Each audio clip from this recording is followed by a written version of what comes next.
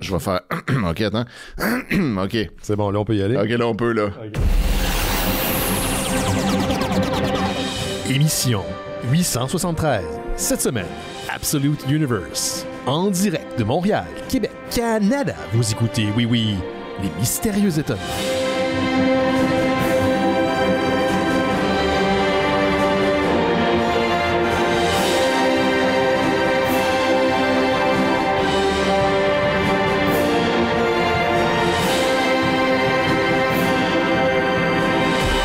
Bonjour à toutes et à tous, vous écoutez Les Mystérieux Étonnants, émission en balado-diffusion consacrée au BD et à l'ensemble de la culture populaire. Quoi? Oh!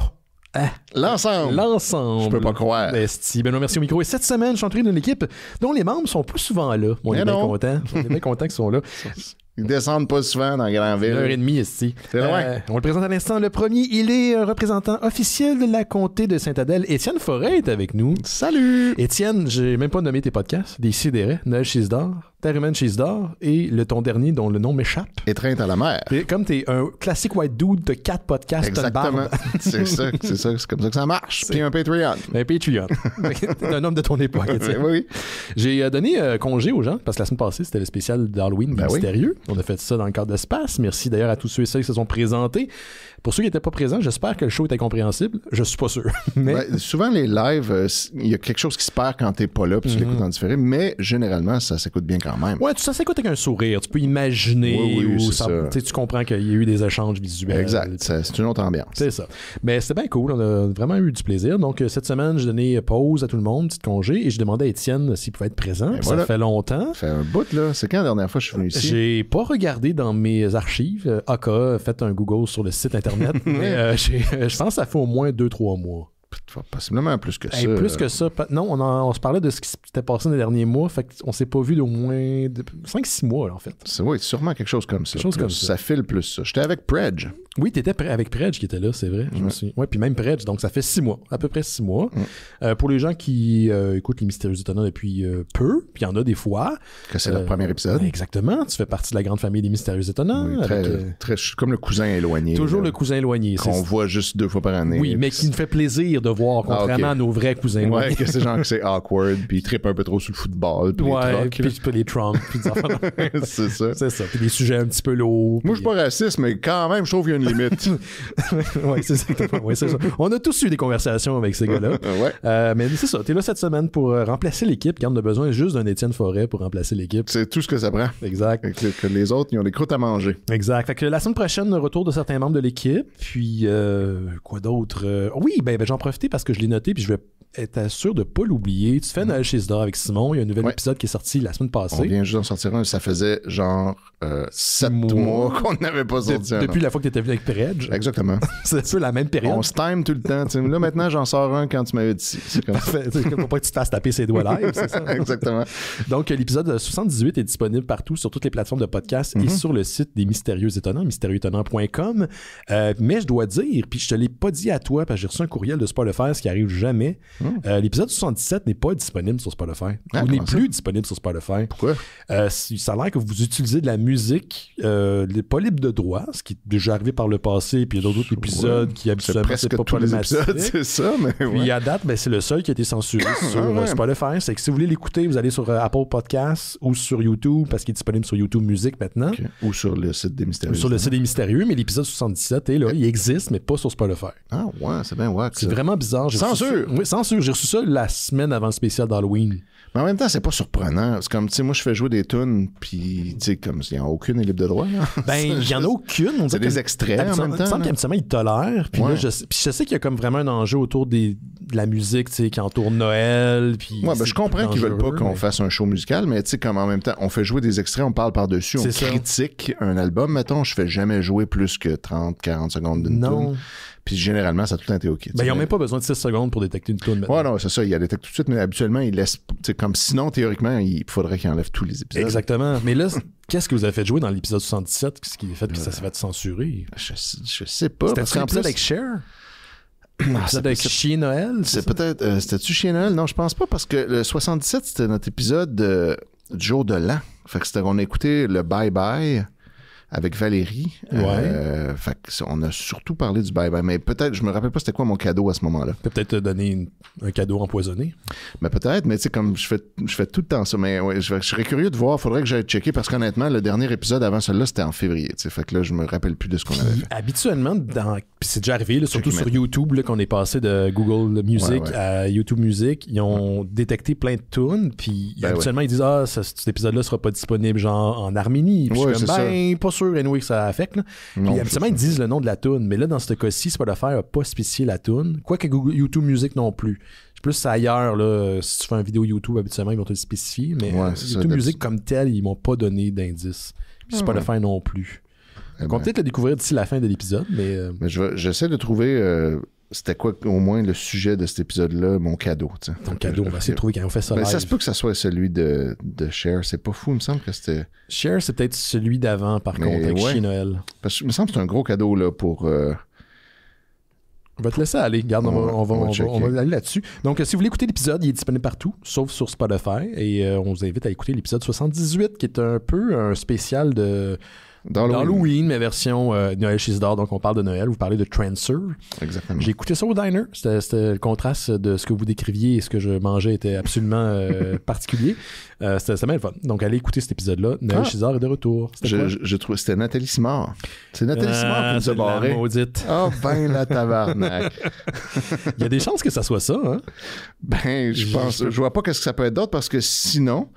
c'est quelle tune de Nathalie Simard, t'en souviens-tu? C'était des extraits de son dernier album. Elle venait de sortir un album de Noël. Fait que j'avais mis des bouts de quelques-unes de ses tunes en disant que c'était poche. C'est peut-être ça, c'est peut-être la combinaison des commentaires. Pas aimé ça. Tu trouves ça poche? On va enlever ton maudit épisode de Spotify. Mais ouais, fait que c'est Nathalie Simard. On est disponible quand même sur notre site internet. Oui, gars. C'est ça. Ils nous tueront pas. Ben, pas pour l'instant. Ils nous empêcheront pas de dire que Nathalie Simard, ses albums sont plates. Ils sont pas tout le temps bons. Sinon, quoi d'autre? Ouais, c'est ça. J'ai fait le tour. Merci encore une fois. Je sais pas si tu as vu le cadeau que j'ai donné aux gens. Non. Durant la spéciale d'Halloween. J'ai pas écouté le spécial encore.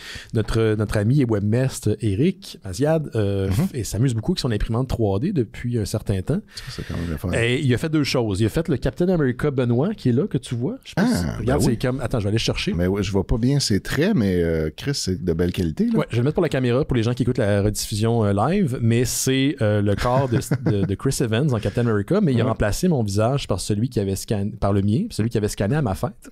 Mais ça, c'était pour moi. Mais c'est vraiment cool pour vrai. C'est vraiment spécial de se regarder comme ça en statuette. Là. Et il a fait aussi des porte-clés citrouilles d'Halloween, spécial mystérieux étonnant. Il en a fait une quinzaine, à laquelle il a rajouté mon nez, qui était dans le fichier qui existait quand il a scanné. Il y a le vrai. Le vrai, c'est vraiment mon nez qui est scanné et imprimé plutôt sur les porte-clés. C'est non, mais hot. Ouais. On a des fans dédiés. Ah oui, ça, c'est impressionnant. Là, d'ailleurs, je bois dans un verre mystérieux étonnant qui vous avait été donné par une fan. Oui, par une fan qui nous a gravé ça. T'allais graver, je vais oublier son nom malheureusement, mais elle avait gravé ça sur nos verres, sur nos belles pintes. C'était c'est quoi? Clocks and Props. Quelque chose de même. C'est ça son Etsy. Je suis désolé, j'ai complètement oublié. Elle nous en a fait pour des sidérés aussi après. Oui, c'est pour ça que je me rappelle. Cool. Vu que j'en avais parlé ici, puis j'avais dit, nous autres, nos fans, ils font jamais rien de même. T'en as fait? Puis là, on nous en avait fait. Excellent. Je sais qu'elle avait rejoint le Discord aussi, mais ça fait longtemps que je l'ai vu sur la communauté Discord.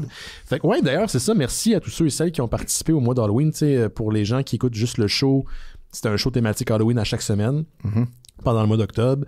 On a fait beaucoup de shows qui étaient en lien aussi avec Space, comme on faisait aussi notre spécial là-bas cette année. Mais on a reçu Lagan Roadkill, on a reçu Rémi pour Time Man aussi. J'aurais aimé ça casser, ça, notre spécial Time Man. Ça aurait été le fun. Ça aurait été le fun qu'il soit là, mais il pouvait pas. Il était pas présent. Mais donc, ça a été un beau mois. Puis on a écouté des films d'Halloween sur le Discord avec la gang. Comme à chaque année. Comme à chaque année. Donc, ça se poursuit. D'ailleurs, ce mois-ci, comme on est dans le mois que moi j'appelle crack de sofa, tu sais, c'est un peu un mois en 2 mois important. Oui, exact. Le mois de novembre. Le mois de novembre, le petit change se retrouve, puis les petites graines de sofa. On va écouter des films de Adam Sandler pour se remettre, sur le piton. Ouais, c'est une bonne idée, ça. Ça fit avec le mois. C'est ça, un petit mois de même comme ça. On va commencer les nouvelles avec toi, Étienne. Quoi que toi, t'as pas vraiment de nouvelles. Tu as préparé quoi un peu dans la même lignée de ce que tu nous avais fait l'année passée? Là. Exact, la fois avec Predge, la fameuse fois. Oui, c'est ça, la fois avec Predge. Moi, j'aime ça faire ça. J'aime beaucoup l'aspect nostalgie là, dans la vie, archives de vieilles affaires, tout ça me parle beaucoup. Fait que là, je suis allé voir, c'était quoi un peu le portrait culture pop en novembre 2014 et en novembre 2004. Donc là, 10 et 20 ans. Dans le temps qu'on pouvait tout dire. Ben, dans le temps qu'on pouvait faire jouer Nathalie Simard sans se faire gosser.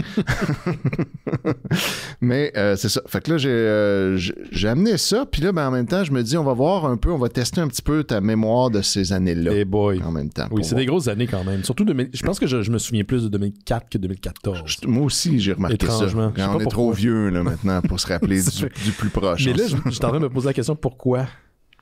Pourquoi je me souviens de 2004, mais pas de 2014? Ben, je pense pour vrai que c'est ça. Comme plus on vieillit, nos souvenirs très anciens sont bien ancrés, puis les plus récents sont comme plus flous un peu. Mais j'avais déjà 25, là, j'étais pas jeune non plus. Bon, quand même pas. Mais j'étais à l'université dans cette période-là. Puis il y a beaucoup d'affaires qui sont passées qui ont été marquantes aussi en 2004, j'ai trouvé. Mais, OK, mais vas-y, on va regarder. On va commencer par 2014. On va voir ce que ça va donner. OK, au niveau cinématographique, déjà les films, là, il y en a plein d'autres, évidemment. J'ai juste pris des highlights là, qui me frappaient. Là.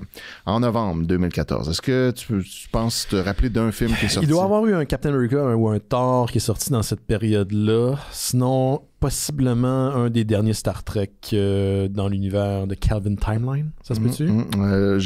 J'ai pas vu de Star Trek. Il y avait pas, en fait, il n'y a pas eu de Marvel en novembre 2014. Ah, OK. C'est le seul mois où il n'y en avait pas. J'ai pas été chanceux. Oui, exact. Mais il y en a eu en 2014.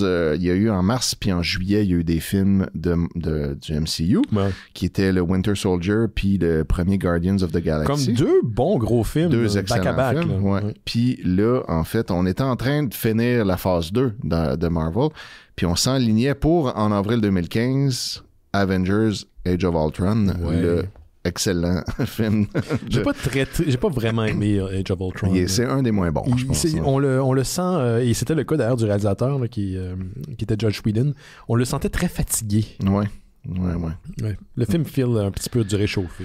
C'est celui qui a le moins marché. Mais fait qu'on est comme dans ce creux-là, qu'on est à la fin de la phase 2, mais pas encore le Avenger sorti, puis finalement l'Avenger va être décevant. Fait que du côté Marvel, il passe pas grand-chose. Donc, t'es-tu en train de dire que c'est un peu notre phase floue, marqué vieux Gandalf dans le bois? Exactement, Gandalf dans l'espace. Dans l'espace. Mais sinon, il se passait d'autres affaires ailleurs dans le reste. En novembre 2014, il y a eu une grande annonce de DC qui annonçait son plan de film pour les prochaines années jusqu'en 2020. Ça a tenu la route, ça a full bien marché. Ils nous ont dit Batman contre Superman, c'est le prochain qui s'en vient parce que là, il y avait eu Superman Man of Steel l'année d'avant. Puis Suicide Squad ensuite qui va suivre. Qui était le Guardian of the Galaxy version Wish. Là. Exactement. Version Temu. Temu, est-ce que c'est le nouveau Wish? C'est genre le nouveau Wish, oui. C'est le Wish version Wish. Oui. Hey, ça, c'est bon. Après ça, ils ont annoncé Wonder Woman, puis après ça, Justice League Part 1, puis après ça, en 2018, The Flash puis Aquaman, qui était supposé sortir, tu sais, The Flash, là, ça, c'était bon, là. C'est sorti beaucoup plus tard, The Flash. Ouais, je sais pas pourquoi, là, le Flash est en retard, c'est quand même étonnant, là, mais en tout cas, puis finalement, il y a eu aucun problème avec ces films-là, ça a bien été. Pas du tout, la réception était très bonne, d'ailleurs. L'acteur principal de The Flash, zéro problématique, c'était vraiment un gars clean que tu vas voir sur ton show. Ensuite, en 2019, il annonçait Shazam et Justice League Part 2. Qui n'a jamais eu lieu. Shazam, par contre, il a eu lieu, puis ça, c'est un film de Noël, donc voilà. C'est le 1 qui est un film de Noël ou c'est le 2 qui est un film de Noël? Le 1 est un film de Noël, en tout cas. Le 2, je sais pas. Puis l'acteur principal est rendu un conspi anti-vax, fait que c'est le fun. Hein? Ah, ben, écoute. Ils sont partout. Ils sont vraiment partout, effectivement. Herbie Moreau est décédé, penses-tu que c'est parce qu'il était vacciné? En tout cas. Sacrément. C'est sûr que tu as vu passer ce commentaire-là aujourd'hui. Ben oui, plein de fois. Sur la page de mon ami Yann Rochdy. Je sais pas c'est qui, je veux pas savoir c'est qui. Il va être très chanceux, va jamais chercher c'est qui. Non, je me tiens loin des... Oui. Et pour les amis français, Herbie Moreau est un animateur de télévision culturelle, là, parce que des fois, il y a des Français qui ne comprennent pas nos références. Normal, là. Ben oui, c'est sûr qu'on est très dans la culture d'ici. Herbie Moreau, très de niche là, pour un Français. Oui, non, c'est ça. Ça n'a pas rayonné beaucoup à l'international, mais c'était genre un gars qui couvre des tapis rouges puis qui interviewe les vedettes puis tout ça. Mais ça allait pas bien, sa vie.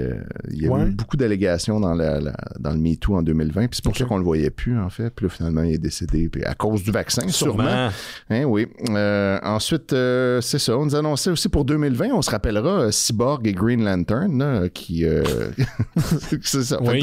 Fait que tout ça a été annoncé en 2014. Voici notre plan, c'est ça qu'on va faire. Fait que là, tout le monde était super content, puis on avait juste hâte de voir ça. Mais les films qui sont sortis en novembre 2014, il y a eu Interstellar. Oui, qui est sorti ça fait 10 ans de ça. Ça fait 10 ans déjà de ça, c'est sorti. Ben, ça va faire 10 ans dans 3 jours. Mais pour eux autres, ça va être juste une 2 minutes. Exactement. Une référence d'Interstellar. Oui, c'est ça. Quand t'es proche d'un trou noir, là, le temps, là, c'est fucké. Oui. Ensuite, il y a eu le célèbre Dumb and Dumber 2 qui est sorti en novembre 2014. Ça fait déjà 10 ans que ce boost-là est sorti. Est-ce que ça passe vite, ça n'a pas rapport? Je me souviens plus du 1. Ben, je sais pas pourquoi. Ensuite, il y a eu Hunger Games, The Mockingjay Part 1. Je m'en souviens, je suis allé le voir pour Missionnette dans le temps au cinéma. Et voilà, fait que ça, c'est la première partie du dernier. Ouais. Puis après ça, il y a eu Babadook qui est sorti fin du mois de novembre. Babadook, oui. Un excellent film. Moi, j'avais bien aimé. Moi aussi. Je serais dû pour le revoir d'ailleurs. Puis après ça, on annonçait la sortie bientôt de The Hobbit, Battle of Five Armies, qui était le 3e de la trilogie poche de The Hobbit que moi, j'ai même pas vu. Donc, je sais pas pour vous. Mais je me suis Je les ai vus. Je l'ai aussi vus pour Missionnette dans le temps. T'as-tu aimé finalement? J'ai-tu manqué de quoi? Il y a plusieurs choses pour moi qui ont fait que j'ai pas embarqué. La première chose, puis c'est avant l'histoire, c'est avant... visuellement parlant, on essayait les fameuses... là, je vais pas dire la connerie, là, mais quel genre de la 96 frames. Là, c'était comme 48 frames dans chaque œil. Dans chaque seconde. Puis ça avait de l'air de la télévision, tellement que c'était crisp. C'est comme si t'écoutais de la télévision... vraiment haute qualité au niveau de la production, la production artistique, tout ça. Et ça m'a... J'ai jamais été capable d'embarquer. Ça fait le pas cinéma. Non, pas du tout. J'ai jamais été capable d'embarquer à cause de ça quand j'ai écouté le film en salle. Puis après, je l'ai réécouté. Puis au niveau de l'histoire, c'est éterniser le film. Là. C'est de prendre le livre puis de... Ben, le livre, c'est tout petit. C'est tout petit. Là. C'est genre 300 quelques pages. Là. Mais ils sont allés fouiller beaucoup dans le Silmarillion pour compléter. Ils sont allés chercher dans le lore au grand complet, puis ils ont combiné des trucs, ce qui n'est pas nécessairement mauvais, mais tu aurais pu faire un film de, mettons, 2 heures ou un film de 3 heures, puis ça a été en masse. Ben, tu vois, moi, j'ai downloadé l'autre fois, il y a un gars qui a fait ça, là, sûrement pas légal, là, mais il a pris tous les 3 films de The Hobbit, puis il les a remontés en un seul grand film de 3 heures, 3 heures et demie. Et puis, en coupant toutes les scènes qu'il trouvait que ça avait pas rapport là. Puis là, il disait que c'était tough parce que genre, il a enlevé Legolas, entre autres, qui est comme pas supposé vraiment d'être là encore. Il est pas supposé être là. Fait que là, il a enlevé tout ça, mais des fois, c'est pas évident. Là. Il est comme interweavé dans toutes sortes d'affaires. Puis apparemment, ça, c'est ce que ça aurait dû être. Il y a plusieurs fans qui ont fait ça au fil des années avec des films de Star Wars et autres. Mais je l'ai jamais écouté non plus. Je l'ai downloadé en me disant, hey, quel projet intéressant. Puis là, mais ça dure 3h30. Je suis intrigué de le voir parce que moi, j'ai vu l'original, donc peut-être je pourrais comparer les deux. On l'écoutera ensemble à un moment donné. Spécial de Patreon, des mystérieux. Pendant la période floue. Gandalf dans le bois. Exact. C'est un bon moment pour écouter un super long film. Oui. Puis sinon, dernière affaire dans le monde du cinéma de 2014. Le 28 novembre 2014, il y a un trailer très attendu qui est sorti, qui était celui de Star Wars The Force Awakens. Ben oui, je me souviens où j'étais en plus quand je l'écoutais. Ça, je m'en souviens par contre. Oui. J'étais chez Gauthier. Et on écoutait les élections canadiennes. Et il y a eu la bande-annonce. Et je me souviens d'avoir tenu la main de notre amie Marie-Lune, qui est aussi une grande fan de Star Wars. Et j'avais refusé de regarder les teasers auparavant pour pas me faire spoiler. Et j'ai accepté de l'écouter. Et j'ai eu une larme aux yeux. Ben voilà. J'étais tellement content de revoir Force Awakens. Star Wars. C'est un bon film. J'ai pas détesté Star Wars The Force Awakens, bien franchement. Les gens disent que c'est une refonte du premier. Je suis d'accord, mais c'est pas mal fait. Après, il n'y avait pas de plan. C'est ça qui s'est fait que ça s'est écroulé. C'est ça l'enjeu, c'est ça le problème. Mais comme tel, c'était bien. C'était correct. Mais tu vois, je me souviens de l'essentiel de Star Wars et des élections canadiennes. Et là, demain, je m'en vais chez Gauthier, on va écouter les élections américaines. Les dernières élections américaines. Oui, c'est ça, le season finale. De la démocratie. Le series finale. On va voir ça en direct. Je dis ça avec un sourire, mais la réalité, c'est que je suis terrifié pour vrai. Pour vrai, ça fait full peur. Ça fait full peur. Il y a plein de vidéos qui passent de... Comme moi, j'ai l'impression que c'est Harris qui va remporter. Je sais pas. Ça semble plus pencher vers ça, mais même, mettons... si c'est ça qui arrive, qui est le meilleur scénario. Il y a déjà plein de monde là, qui se mobilise pour dire que si elle gagne, c'est parce qu'elle a triché, puis qu'on va aller reprendre les élections, puis ils sont crinqués en tabarnak. Il y a ça, puis le fait que dans le noyau des gens qui votent pour Trump, puis j'avais vu ça, cette course-là, à un moment donné, quelque part, puis je veux pas faire trop politique, mais je pense que là, c'est pas de la politique, là, c'est juste d'être s'opposé au fascisme. C'est pas... Ouais, non, c'est laissez-moi là, la liberté de pouvoir chier là-dessus. Ouais. Quelqu'un avait dit, c'est pas tous les Trump supporters qui sont racistes, mais il y en a mais la plupart ont dit la race n'est pas un enjeu. Ouais. Le racisme n'est pas un enjeu. Fait qu'ils sont prêts à passer par-dessus pour avoir le reste qu'ils veulent avoir. Exactement. Puis moi, c'est ce qui me sidère parce que je suis quand même, je pense, assez au fait de tout ce qui se passe aux États-Unis, peut-être même plus qu'au Canada, mais je suis les New York Times, les Daily, entre autres choses, qui en ont parlé beaucoup dans les 2-3 dernières années, puis je dis pas mal là-dessus. Et ce qui me sidère, c'est la quantité de déclarations absolument abjectes à plein niveau, ou ouvertement, là, où on va dire on va démanteler le gouvernement puis mettre des loyalistes, on va mettre à la tête du CDC Robert Kennedy Jr. qui est un conspi anti-vaccin. Ça a vraiment rapport. Ça n'a pas rapport, puis tu sais, que ça fait pas bouger l'aiguille. Puis on parle ouvertement d'abolir la démocratie, ça fait pas bouger l'aiguille. Mais c'est ça qui me déçoit, en fait. C'est ça. Les gens qui votent pour Trump, ils votent juste pour Trump. C'est insane. Comme une secte. C'est ça qui me déçoit dans les gens, en fait. C'est ça. Parlons d'autres choses qui me déçoivent, mais pas exactement du même niveau. C'est moins grave. Je te parle du retour de l'étiquette de Vertigo. Toi qui as été je sais que tu es un lecteur de comics, est-ce que tu sais c'est quoi Vertigo? Oui, je connais de nom, mais je suis pas sûr de ce qui a été publié là, par exemple. Je remets un petit peu ça en contexte pour les gens à la maison, là, pour qu'on saisisse un peu bien. Vertigo, pendant plusieurs années, ça a été l'étiquette un peu plus sombre, adulte, le penchant sombre du DC Comics. Ça a été fondé en 93 et ça a duré jusqu'en 2020, quoi qu'à la fin, ça avait perdu beaucoup de ses plumes. Puis l'objectif, justement, de cette étiquette-là, c'est de mettre de l'avant certaines histoires creator-owned, donc qui étaient possédées par les auteurs, d'autres qui mettaient en scène des personnages de DC, mais dans le côté plus magique ou sombre, et éventuellement, mais c'était lié à l'univers du DCU. Plus tard, on l'a dissocié, donc c'est devenu sa propre entité qui n'était pas liée au canon de DC, pour finalement mourir autour de 2020. Et là, en fait, l'étiquette qui a repris le relais, si vous voulez, du côté de DC, sans exactement que ce soit le même mandat, c'est un truc qui s'appelait DC Black Label. Okay. Je sais qu'on avait parlé de Catwoman Lonely City à l'émission, puis t'avais bien aimé ça. On avait parlé de Rogue aussi. Donc, des interprétations non canon de personnages qui étaient écrits, donc que les auteurs pouvaient faire un peu n'importe quoi avec. Plus sombre également. Plus mature. Ça comprenait aussi des creator-owned. Donc, DC Black Label a comme pris le flambeau un peu de ce qu'était Vertigo. Je sais pas ce qui va arriver avec DC Black Label, mais ça a été annoncé au New York Comic Con qui a eu lieu genre à la mi-octobre. On n'a pas pu en parler parce qu'on était dans le mois d'octobre des Mystérieux. Mais là, DC ramène Vertigo. OK. Donc, ils vont le ressusciter quelque part en 2025. Mais en gardant Black Label à côté aussi? C'est ça qu'on sait pas. On sait pas ce qu'ils vont faire avec Black Label, mais on ramène essentiellement non seulement la mission qui était Vertigo, donc des histoires plus matures, des creator-owned, mais il y a aussi des titres qui étaient plus publiés sous Black Label qui vont être ramenés sous Vertigo. Okay. Fait que j'ai l'impression qu'il va disparaître ultimement, puis on va ramener ce qui était d'ici Vertigo. Donc, il y avait des séries, là, tu les connais, là, qui ont été éditées dans le temps, dans les grosses années de Vertigo. On a The Sandman, Swamp Thing, Hellblazer, Animal Man, Doom Patrol, Preacher, Wild Last Man, Sweet Tooth, et j'en passe. Et là, en 2018, on avait créé un creator-owned avec des histoires un peu plus matures, avec des histoires qui étaient hors continuité, qui étaient DC Black Label en 2018. On avait eu Wonder Woman Dead Earth. On avait eu Catwoman Lonely City. Et la Nice House on the Lake, dont la suite, A Nice House on the Sea, va être publié chez Vertigo versus DC Black Label. Je sais pas si tu me suis encore. Je te suis absolument. Parfait. Donc, c'est ça. C'est juste pour vous dire qu'ils ramènent ces vieilles pantoufles-là qui est DC Vertigo. C'est cool. C'est pas mauvais. C'est ça. Mais c'est un drôle de move. C'est parce qu'ils arrêtent pas de faire des drôles de moves, là. Et ça fait 10 ans et des poussières, là, pour reprendre des cowboys fringants ils changent de logo, ils changent de direction éditoriale, ils reviennent en arrière. Ça cherche beaucoup. C'est un peu le syndrome de « Hey, mes nouvelles bébelles, on va effacer ce que les autres ont fait avant, puis maintenant, je vais être l'exécutif qui aura envoyé ça dans une nouvelle direction. » Puis là, l'exécutif s'en va, parce que c'est l'autre qui prend le relais. Faire la même affaire. C'est ça. Donc, en tout cas, tout ça pour dire que ça revient en 2025. Et l'éditeur de ce qui sera le nouveau Vertigo, c'est Chris Conroy, qui a été aussi l'éditeur pour DC Black Label. Donc, Bon. Je pense que je vais aborder dans ton sens. Ça a l'air d'être ça. Ils vont finalement l'effacer. Ouais. Reste que ça n'a pas été confirmé pour l'instant. Donc, attendez-vous à des nouveaux Vertigo en 2025. C'est quand même une drôle de nouvelle, mais que j'accueille quand même avec... pourquoi pas. Avec enthousiasme. C'était une belle étiquette. Tout le monde avait vraiment trouvé ça dommage quand ça avait été... discontinué au début des années 2000, donc 2020. Sandman puis Lucifer qui a suivi après, là, ça demeure, je crois, ma série préférée de tous les temps. C'est excellent, c'est super. J'ai adoré lire ça, je l'ai tout relu au complet plus d'une fois.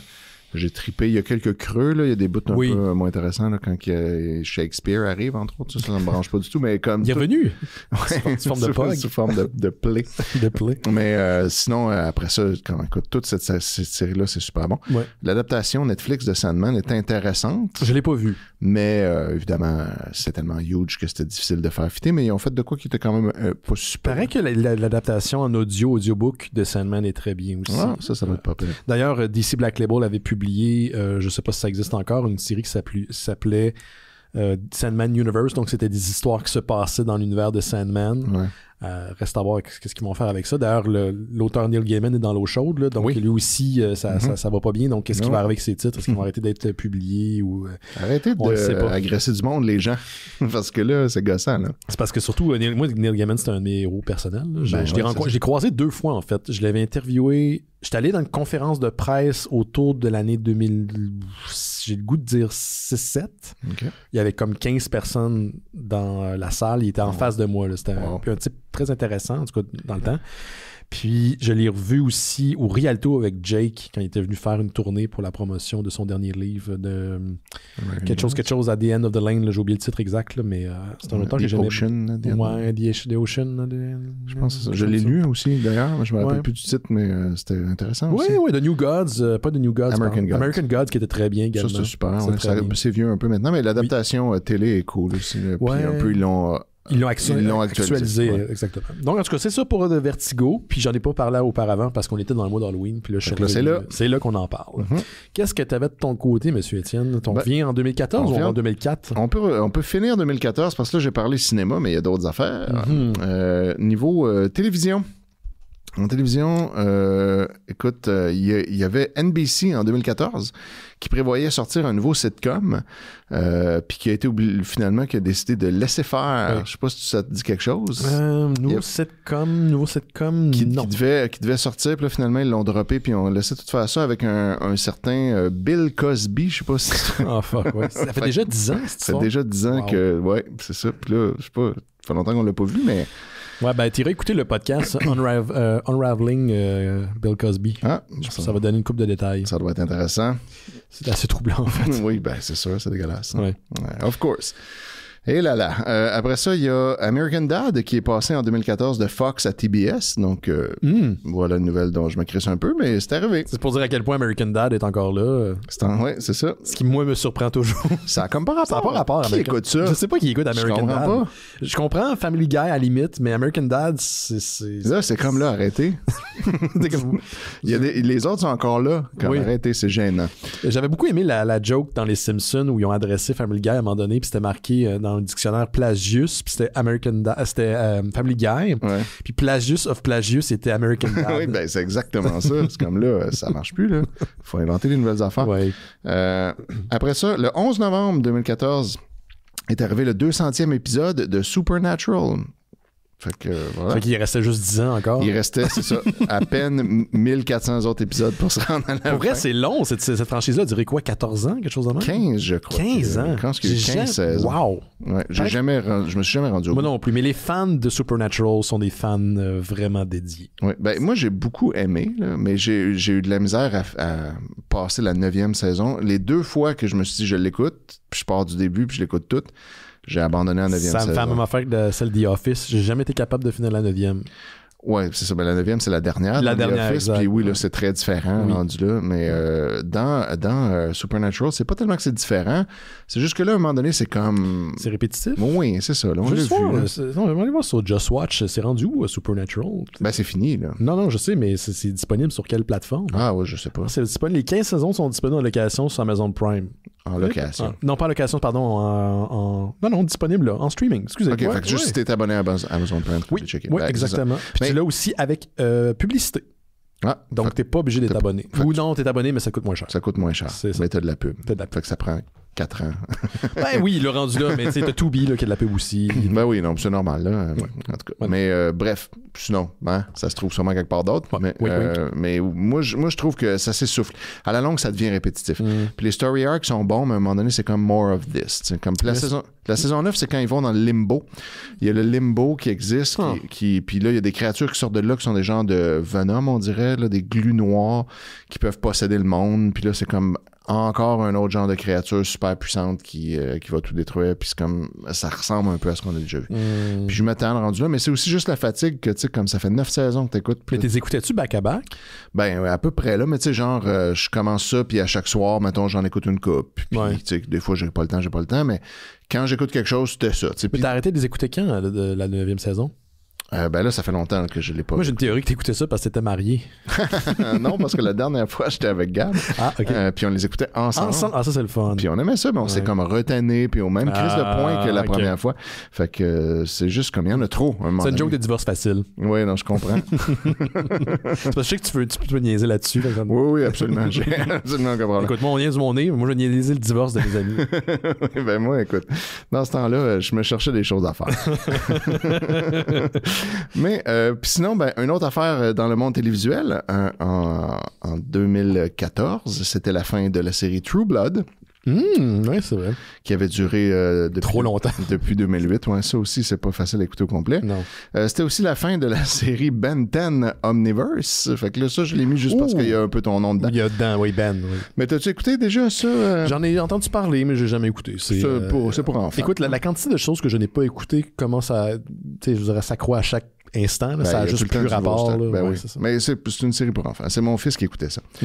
C'est genre un kid qui a une espèce de montre qui peut se transformer en différents extraterrestres. Il choisit, puis il pèse, puis là, il reste un nombre de minutes sous la forme d'un extraterrestre différent qui ont chacun leur pouvoir, mais là, il y a tout le temps un glitch, puis tu sais, comme genre, ça le transforme pas en la bonne affaire, ou tu sais, que c'était ça. Par exemple, tout, c'était quand même divertissant pour les adultes. C'était le fun, oui. Moi, j'aimais ça. Je l'écoutais avec lui, puis j'avais du fun, là. Tu sais, c'était pas comme genre écouter Carmen Campagne. Ton fils avait quel âge? Il avait 10 ans, ça veut dire, dans le temps?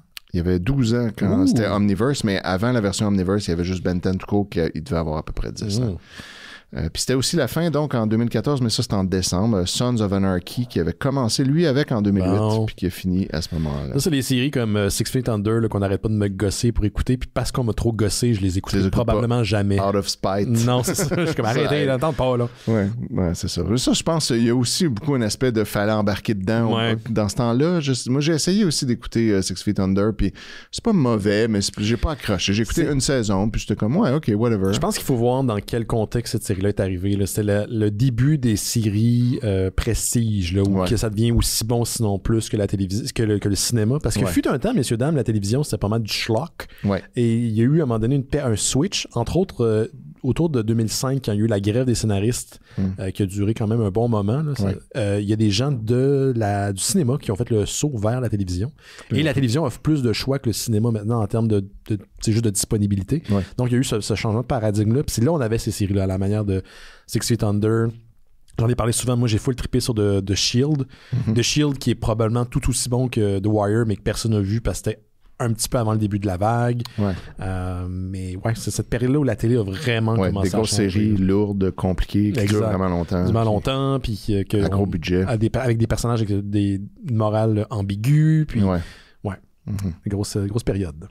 Yes, puis là, je vais conclure 2014 avec les meilleurs comic book de novembre 2014. En fait, ceux qui ont eu le plus de ventes. Ceux qui ont été le plus vendus. Je peux essayer de faire un guess? Tu peux essayer. Je vais dire, j'en nommé Batman, ça c'est sûr. Spider-Man, il y a peut-être un Superman dedans.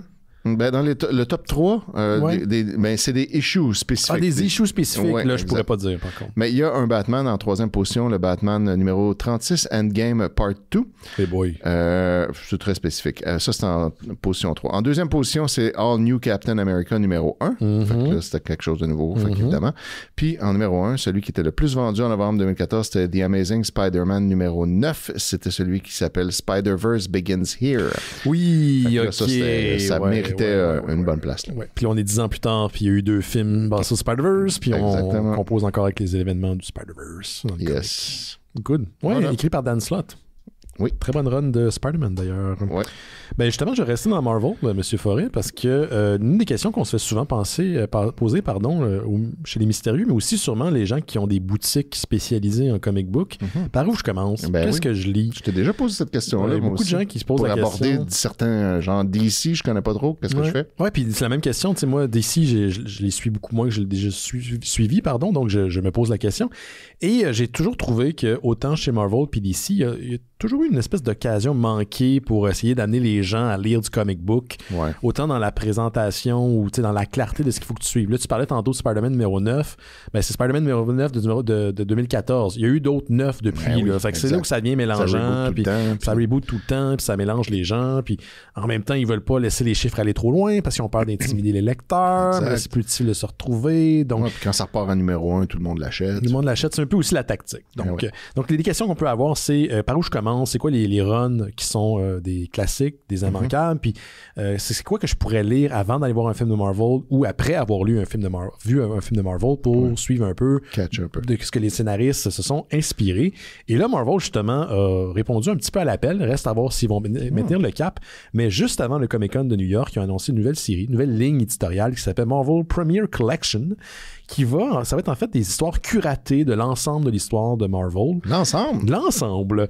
Donc, puis ils mettent de l'avant aussi les histoires, mais aussi les forces créatives qui ont marqué le MCU. Là, quand je dis MCU, je parle plus de l'univers des comics, pas tant de l'univers cinématographique. Et là, les premiers volumes vont sortir en février 2025, donc c'est dans pas long. Et on parle d'un prix de vente quand même assez abordable de 14,99 US. Donc, c'est bien. Puis là-dedans, tu as comme plusieurs numéros choisis. En fait, c'est que chacun des numéros est une série ou une run. OK? Qui se démarque du reste. Qui se démarque du reste ou qui, selon Marvel, vaut la peine d'être lu. Fait intéressant, c'est des formats plus petits. C'est des 6 par 9. C'est pour ça que c'est moins cher aussi. Donc, c'est plus petit qu'un trade régulier, si je me souviens bien. Là. Ouais, c'est un petit peu plus petit. Donc, ça permet d'aller chercher un lectorat qui veut pas nécessairement investir un 30$ dans un trade. Puis en même temps, tu leur donnes un petit nanan pour essayer de les amener dans ta drogue. C'est une bonne idée. Donc, dans les séries qui seront proposées dès février 2025, on a quand même Daredevil Born Again de Frank Miller et David Mazzucchelli. Très bon choix. Très bon choix. Un classique qui a réinventé le personnage, qui a beaucoup inspiré aussi la série de Netflix, c'est celle qui s'en vient. D'ailleurs, elle porte le nom de Born Again sans nécessairement partager les mêmes éléments narratifs, mais on s'inspire du titre. On a une série qui s'appelle Black Panther, A Nation Under Our Feet, de l'excellent auteur Ta-Nehisi Coates, qui est un essayiste, un romancier, et qui a pendant un certain temps écrit Black Panther. Et donc, c'est quelqu'un aussi qui est très investi dans la cause des Noirs aux États-Unis. Donc, il y a toute cette dimension-là qui a amené dans la série. D'ailleurs, par la suite, il a écrit pour Captain America. Donc, c'est vraiment un romancier, un essayiste qui s'est donné à écrire pour le comic book. Les designs, d'ailleurs, dans cette série de Ta-Nehisi Coates sont directement liés, par exemple, au niveau des vaisseaux de Wakanda, ce qu'on a vu dans le film de Ryan Coogler par la suite. Donc, au niveau de la prod, on s'est un peu calqué sur ce qui s'en venait pour le film.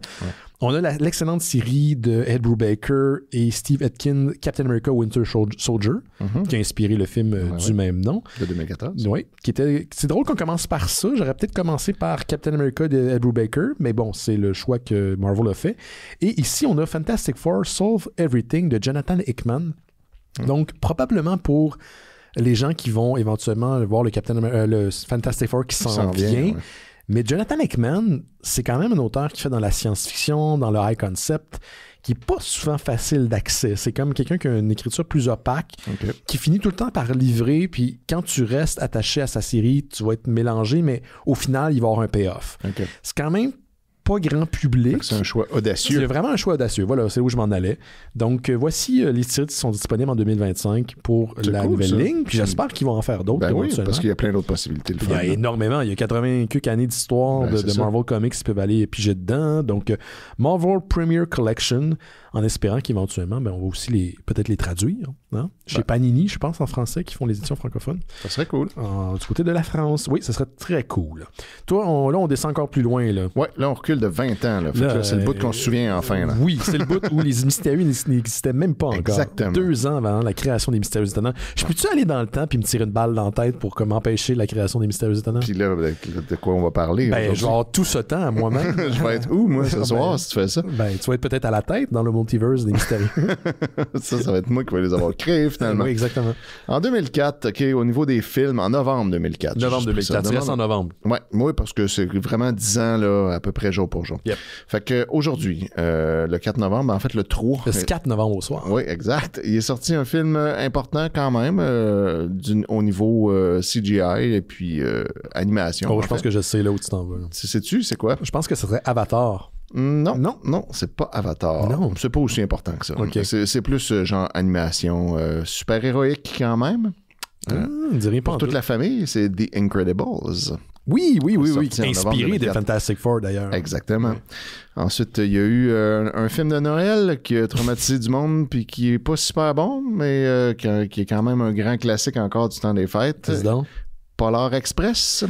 Oui, j'ai appris qu'il y avait une polémique autour de ce film-là. C'est à cause de la vallée d'étrangeté dans laquelle les gens sont projetés en écoutant l'animation, qui n'est pas tout à fait réaliste, mais qui est comme presque, ils essayent de faire des vrais humains, pas des bonhommes, mais en même temps, sont comme pas tout à fait des vrais humains. C'est très Uncanny Valley.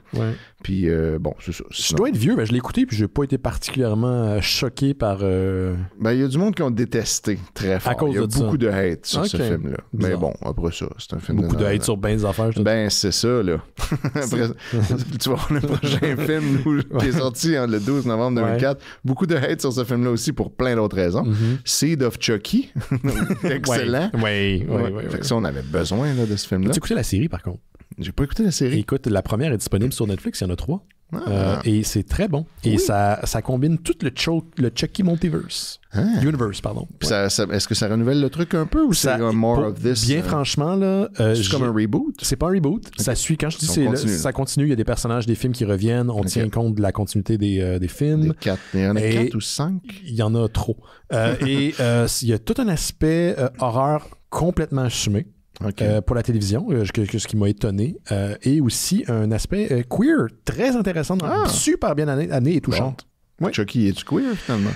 Non, mais il n'y a pas grand-chose qui le dérange. Lui, c'est plus tuer qui l'intéresse. Ouais, c'est ça. Ouais. Le reste. Il est plus aromantique. Non, il n'est pas Bucky. Oui, il est aromantique. Oui, c'est ça. Oui, asocial un peu. Oui, aromantique et asocial. Ouais. Et on plonge dans les origines d'ailleurs du personnage du tueur qui est derrière Chucky. Oui, parce que ça, on ne le connaît pas vraiment. Non, dans le fond. Non, ben, oui. Non, c'est surprenant à quel point c'est bon. Ah, Chris, ben là, ça me donne le goût. Oui, vas-y. Je vais écouter ça, mais au lieu d'écouter Seed of Chucky, qui était pas super bon.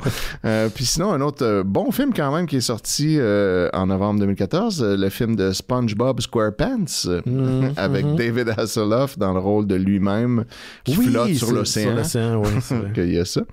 Puis National Treasure avec Nicolas Cage. Qui était dans ses derniers gros blockbusters avant qu'il fasse qu'il disparaisse pendant un bout. Ouais, c'est ça. Sauf que là, Nicolas Cage a une espèce d'âge d'or. Oui, là, maintenant, il revient, puis il y a une espèce d'aspect méta kitsch assumé, là, que genre, juste le fait que c'est lui, ben c'est comme quelque chose en soi, puis comme ça ajoute, juste parce que c'est... Il y a ça, mais je te dirais même qu'il a transcendé ça, dans le sens que il a commencé à faire des projets un peu étranges, puis le but était d'attirer les gens parce que c'est Nicolas Cage, tu sais, il y avait le film Mandy, que j'ai bien aimé, puis j'étais, c'est drôle que Nicolas Cage est là-dedans, puis finalement, c'est toute une performance d'acteur qui joue. Oui, non, il est bon. Il est super bon, puis là, il a accumulé une couple d'affaires comme Pig Longlegs, qu'il a fait récemment. Longlegs, j'ai trouvé qu'il est trop over the top dans sa performance. Il y a bien du monde, c'est une critique. Ça marchait quand il était pas longtemps. Quand on le voyait pas longtemps. C'est ça. Ouais. Mais quand la scène où il se fait interroger là, par la police, là, c'est comme là, ça va. Là. Il y en a trop. Moi, j'étais un très bon public. Je ne suis pas un de ceux qui a détesté Longlegs. Puis je sais que c'est pas ça que tu dis. Là, je l'ai pas détesté. Non. Mais juste, je trouvais que ça, c'était comme moi, ça m'a pas gossé. Un point négatif. Okay. Mais j'ai aimé le film. Là. C'était vraiment... en soi, c'est une super belle composition graphique. Mais ça, c'était vraiment incroyable. J'ai hâte de voir d'ailleurs Monkey. Je sais pas. The Monkey, c'est inspiré d'une nouvelle de Stephen King. C'est un jouet de un singe avec des cymbales. Puis quand il fonctionne, ça rend le monde complètement débile. Je me rappelle de cette Et c'est de Oz Perkins, le réalisateur qui est le fils du gars qui jouait Norman Bates dans Psycho. Là, tout est dans tout. Anthony Perkins. Tout est dans tout. Voyons donc. Incroyable. C'est malade. Mais débile. All right. Ben, je vais y aller rapidement côté télévision en 2004. Oui. Un anniversaire important, c'était le 35e anniversaire d'une émission de télé importante en 2004. 35e, Les Simpsons? Non, ben non. C'était proche. En 2004, ils ont commencé en 97, les Simpsons. Mais non, les Simpsons n'ont pas commencé en 97. Ben oui, à peu Les près. Simpsons ont commencé dans les années 80. Oui, c'est vrai, 87. Oui. Pas 35 ans avant. Non. Quand même. Ils n'ont pas commencé dans les années 60. Non. C'est Sesame Street. Ah, ben oui. Fait que voilà, ça. Puis c'était la première d'une série médicale basée sur Sherlock Holmes, qui est devenue vraiment big. Ah oui, House. House. En novembre, le 16 novembre 2004, c'était le premier épisode de House, qui a eu beaucoup de saisons. Oui, il y a eu énormément de saisons, quelque chose comme 10 ça. saisons, 9 saisons. C'est une autre série que j'ai pas écoutée. Que je devrais pas. Mais c'est parce que c'est la période durant laquelle il y a énormément d'épisodes par saison. Oui, c'est ça, c'est des grosses saisons. Je suis pas sûr que ça a bien vieilli non plus. Moi, j'avais écouté à l'époque, puis j'avais trouvé ça le fun, mais tu sais, c'est beaucoup... je sais pas qu'on veut voir ça encore aujourd'hui. Des séries que genre, le héros, c'est une espèce de gars arrogant qui envoie chier tout le monde puis qui se calisse de tout. Hey, moi, ça me parle, ça. Mais qui a tout le temps le pouvoir pareil. Somehow, tu sais, il se fait jamais crisser dehors. Puis, en tout cas, je sais pas que c'est... En tout cas, puis il était très méchant. Fait que je suis pas sûr que c'est encore quelque chose qui a rapport en 2024. Ouais, mais tu parles d'un gars qui écoute comme des fois American Pie par nostalgie. Donc, probablement que je peux me taper The House. Mais c'est long, par exemple. Ça t'en a pour vraiment longtemps. Bon. Fait que je sais pas si ça vaut ça. Mais, en tout cas, c'était quelque chose à l'époque. C'était un phénomène de son époque. C'était... puis aussi, une affaire qui a fini 31 octobre 2004. Je sais pas si tu as écouté ça, Dead Like Me. Oui, j'ai entendu parler, mais je n'ai pas vu non plus. Ça, je l'ai aimé. Je pense que ça serait encore le fun à écouter aujourd'hui. Mais c'était pas très long. Je pense que c'est genre 2 saisons. Peut-être 3 maximum. Mais c'était le dernier épisode en 2004. Là, t'as même pas parlé de Battlestar Galactica, qui était une grosse série à cette époque-là. Il y a 20 ans de ça. C'est vrai, j'en ai pas parlé. Ça avait beaucoup marqué. Moi, quand il avait fait le reboot. Le reboot, là. Puis les gens disaient, ça allait être pas bon, ça serait pas bon. Puis finalement, ça a fait une bombe là, au niveau cinéma télévisuel. Là. Finalement, c'était bon. C'était des balles. Fait que moi, qu'est-ce que je faisais en 2004? Je pense que je finissais soit mon DEP en infographie ou soit je commençais bientôt l'université. Bon. Tu vois? Écoute, ça fait longtemps. Ça fait très longtemps. Je suis un vieux monsieur. Moi, en 2004, j'avais un fils de 4 ans. Déjà?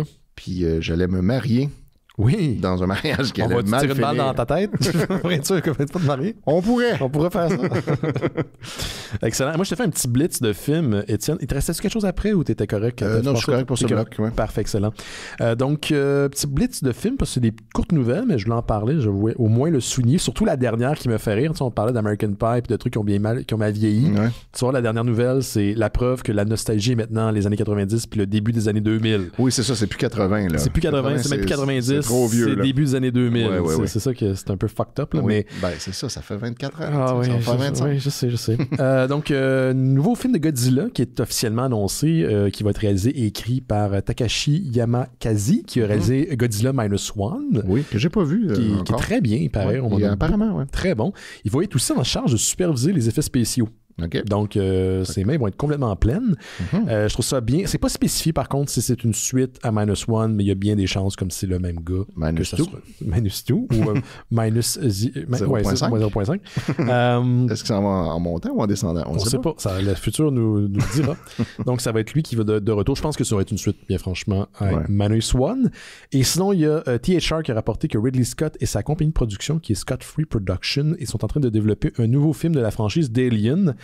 On ne sait pas si c'est une suite à Alien Romulus, que j'avais bien aimé, qui vient de sortir, qui était correct. Il y en a beaucoup. Il y en a beaucoup trop aussi. J'ai perdu le fil de ça. Je sais pas il y en a qui ont l'air poche. Ouais, ben tu sais, j'ai vu les critiques concernant Romulus, puis je suis d'accord. Il y a beaucoup de... Je l'ai pas vu, moi. Il y a beaucoup d'éléments qui ne sont que des gros clins d'œil à l'audience. Ouais. Tu te souviens de ça? Des fois, c'est le fun aussi. Des fois, c'est le fan service. C'est ça. Mais en termes d'Alien, depuis les derniers qui étaient réalisés par... depuis Aliens, parce que moi, j'ai pas tant trippé sur le 3 et le 4, là, je me suis pas retrouvé vraiment dans Prometheus, quoique je reconnais que c'est un film qui a quand même ses qualités, puis bon, Covenant et compagnie.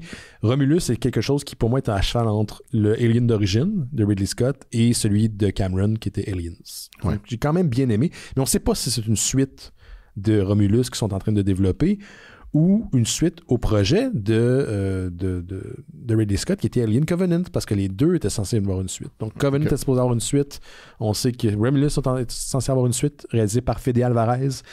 On ne sait pas lequel qui est en développement, mais il y en a un qui est en développement. Quelque chose s'en vient. Quelque chose s'en vient, puis il y a même une télésérie ça qui s'en vient, mais ça on le sait depuis un bon moment. Et sinon, pour faire le pont avec les années 2000, Étienne, est-ce que tu as une idée de quelle franchise de film dont je veux parler qui fait un retour prochainement sur nos écrans? Une franchise des années 2000? Des années 2000 qui est née en 2000 en fait. Wow, je sais pas. Peux-tu me donner un indice sur le genre ou... c'est un enfant des Agents fait la farce et de ses autres films de spoof à la Top Secret et Top Gun. Ouais, wow. Qu'est-ce qu'il y a eu après ça? Il y en a eu plusieurs. Il y en a eu plein. Hot Shots. C'est quoi les autres? Top Gun était en Hot Shots, ouais. Ouais. Après ça, qu'est-ce qu'il y a eu d'autre? Ah, j'ai dit Top Gun, non, c'est ça. Hot Shots, c'est les Scary Movies? C'est les Scary Movies, parce que là, les Scary Movies sont censés faire un retour. Pas sous forme de POG. Non, sous forme de film plate. On dit film plate, mais j'ai regardé le box-office parce que j'ai summoné le Julien Bernatchez en moi, que ces films-là avaient accumulé. On parle de 6 films quand même. C'est 896,5 millions de dollars. Donc, c'est presque pour les 5 en tout. Le 6e est celui qui s'en vient. OK. Les 5. Quand même. C'est même pas pire. C'est une moyenne de genre 200 000 chaque. Oui, puis c'est dans les grosses années. On parlait d'American Pie, qu'on aime ou pas, puis il y aurait plein de trucs qu'on peut leur reprocher, mais les American Pie, bien sûr, ont ramené les teen comédies au début des années 2000, ce qui a engendré... Niaiseux, raunchy, on pousse un peu l'enveloppe. Un peu de sexe, on sort la version unrated en DVD. Puis ça a duré presque un bon 10 ans. Là. Donc, American Pie a été responsable de cette période-là, puis les Scary Movies se sont retrouvés dans le sillon, si tu veux, de cette histoire. Je me souviens que j'avais aimé les premiers. C'est vraiment niaiseux, puis c'est très de son temps, fait qu'il faut que tu connaisses toutes les références. Exact. Si tu as vu les films qui pastiche, c'était efficace. Ouais. Mais à la longue, il y en avait trop. Il y en avait trop. Puis ça s'essoufflait. Puis il en sortait un par année aussi. Ouais, c'est ça. C'était la formule de ces films-là. Donc, tu frappes sur le fer pendant qu'il est encore chaud. Là, en fait. Ouais, c'est ça. Donc, ça marchait. Donc, il y a eu 5 films. Le 6e opus s'en vient. Et les frères Wayans, donc on parle de Marlon, Sean et Keen Ivory sont de retour. Donc, ils ont travaillé sur la franchise d'origine et ils sont de retour. Je les connais pas. Tu verrais leur visage, tu les reconnaîtrais. Ils étaient très présents dans les années 90. C'est une famille de performers. Là. Ils ont été dans l'entertainment pendant des années. Ils le sont encore. Ils ont un petit peu plus disparu dans les dernières années. J'ai un des frères, je ne pourrais pas dire lequel, là, parce qu'ils sont pour vrai genre 7 ou 8, là, qui a travaillé dans un film de Netflix qui est sorti l'année passée. Ils ont toujours été présents. Okay. Puis ils ont réalisé, ils ont produit les films de Scary Movie, qui a d'ailleurs eu des spin-offs. Il y a eu Super Hero Movie, il y en a eu d'autres. C'est ça, ils ont commencé à faire le même genre d'affaires. C'est ça. Donc, on savait déjà que la franchise Scary Movie allait revenir, mais on savait pas que les Wayans étaient derrière le projet. Ça a été confirmé prochainement. Sorti en 2025, donc ça va pas prendre de maintenant que ça fait longtemps depuis le dernier, ils ont comme amplement de quoi parodier, puis ils peuvent aller chercher les meilleures affaires. Absolument. Scream est revenu, puis Scream était le principal inspiration du premier. Puis là, il y a eu plein de films d'horreur. On est dans une espèce de regain d'intérêt pour l'horreur, ce qu'ils appellent le Elevated Horrors, les films de Blumhouse. Le found footage. Le found footage qui est jamais vraiment parti. Puis bon. Donc, ils ont de l'inspiration en masse pour ça. Donc, Scary Movie bientôt. Je remercie encore une fois de plus, je ne sais pas s'il écoute encore le show, Anthony Hamelin du Feu Podcast, les films dans le cabanon, qui à un moment donné sur Facebook a dit « Je me débarrasse de collection de films du début des années 2000. » Et je me suis dit « Hey, j'ai cet intérêt-là. » Et c'est venu porter ça à ma job. C'est bien cool. Ouais, fait que j'ai hérité de sa collection. Des DVD? Des DVD, même pas des Blu-ray. Non, pas ça en 2000. Non, 2000. Mais il y a des films dans l'eau quand même qui sont un petit peu plus vieux. Mais tous des DVD, j'étais bien content de mettre la main là-dessus. C'est bien cool. Ouais. Toi, il te restait-tu un truc, Étienne? Oui, il me reste un dernier bloc là, de 2004. Parfait. On a fait cinéma, télé, mais il y a d'autres affaires. Sure. Les comics, selon toi, là, c'est plus dur un peu. Là. Non, je pense que je le sais, Civil War, dans cette période-là, non? Non, même pas. En tout cas, pas les plus vendus en novembre 2004. OK. C'est des issues spécifiques. J'ai juste trouvé les tops. Le top 3, c'était Identity Crisis numéro 6. Of course, je l'ai lu dans le temps, bien sûr. Exact, le 6e de 7. Fait que, évidemment, on approche de la fin. Tout le monde veut voir ça.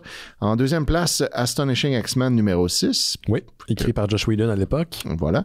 Et le numéro 1, c'est Superman/Batman, numéro 13. J'avais oublié l'existence de ça. Supergirl est dedans, celui-là, non? Exactement. Je m'en souviens, je l'ai acheté à l'époque. C'est dans lui qu'il y a Supergirl sur la couverture. Absolument. Dessiné par Michael Turner. Michael Turner qui est décédé depuis. Et la série de Astonishing X-Men, écrite par Whedon, était dessinée par John Cassaday, qui est d'ailleurs décédé il n'y a pas si longtemps. On est en train de toutes les perdre. On est en train de les perdre. Qu'est-ce qui arrive avec Joss Whedon? On n'a plus de nouvelles? On en parle une autre fois. Mais je me souviens que c'était gros pour la série de Supergirl, celui de Superman / Batman. Exactement. Parce qu'on n'avait pas vu le personnage, la vraie Supergirl, depuis Crisis on Infinite Earths dans les années 80. Donc, on a eu des dérivés de Supergirl, mais qui n'étaient pas la vraie Supergirl. Et là, elle revenait, encore une fois, pour forme de Pog. Donc, ça a vraiment marqué. Puis elle avait eu sa série par la suite. Ouais. C'est pour ça que c'est le plus vendu de ce mois-là. Et puis, on s'entend que Michael Turner, qui a dessiné pendant longtemps Witchblade, que tu connais sûrement comme série, avait par habitude dessiner des modèles trans en pin-up. Oui, c'est ça. C'était ça l'après de... Oui, c'est ça. Et voilà, c'est vendeur. Tu vois, je me souviens, je connais mon schlock. Oui, bravo. Du côté Star Wars, c'est un peu cinéma aussi, là, mais je l'ai mis à part. Cinéma, oui. Oui, Star Wars, il y a 2 grosses affaires en 2004, en automne 2004. Oh, je pense que je le sais. Série d'animés des Clone Wars. Non, pas encore. Pas encore? C'était ils ont sorti en novembre 2004 Star Wars 3, Revenge of the Sith. Ah, j'ai oublié ça. Oui, tout le monde l'avait oublié. Ouais. C'est ça. J'ai oublié, j'étais à l'université, mais je m'en souviens. Puis en septembre 2004, c'est là qu'ils ont mis sur le marché la trilogie originale, mais refaite un peu en DVD. En DVD. Voilà. C'était ça. Je l'ai encore, ce DVD-là, d'ailleurs. Ah ouais.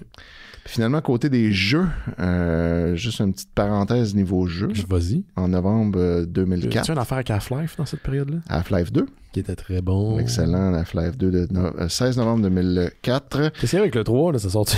Je pense pas que je l'attends encore. Non.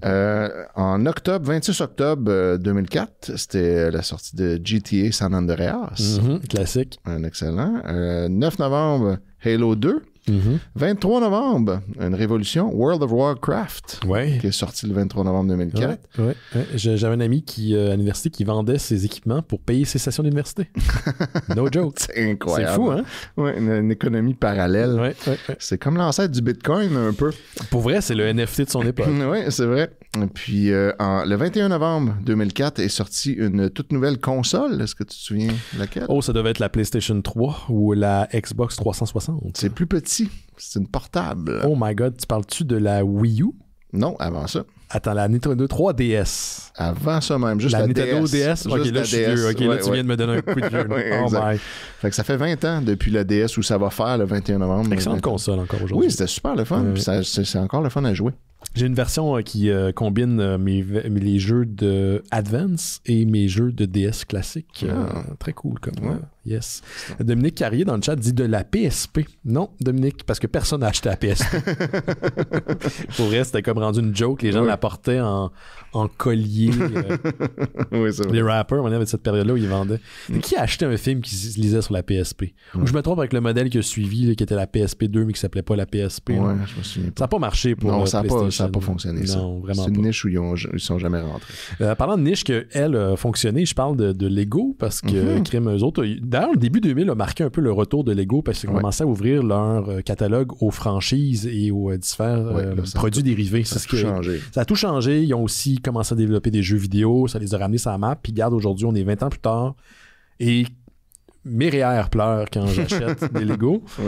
Mais je parle pas nécessairement des jouets, mais plutôt un partenariat qui a été signé entre Universal Pictures et Lego, parce qu'il y a 3 films live action. C'est là où j'ai pas trop compris ce qu'il voulait dire par live action. Live action qui m'en vedait des vraies personnes. Mais des Lego en stop motion par-dessus. J'ai pas compris. Est-ce qu'un film comme The Lego Movie pourrait compter comme étant du live action parce que c'est l'animation plus des scènes avec des vrais acteurs? Est-ce que c'est ça qu'on veut dire? Peut-être. En tout cas, il y a 3 films en préparation du côté de Lego et Universal Pictures qui combinent. Puis ça semble pas des films qui sont liés. C'est chacun le projet du réal ou des auteurs qui sont liés au projet.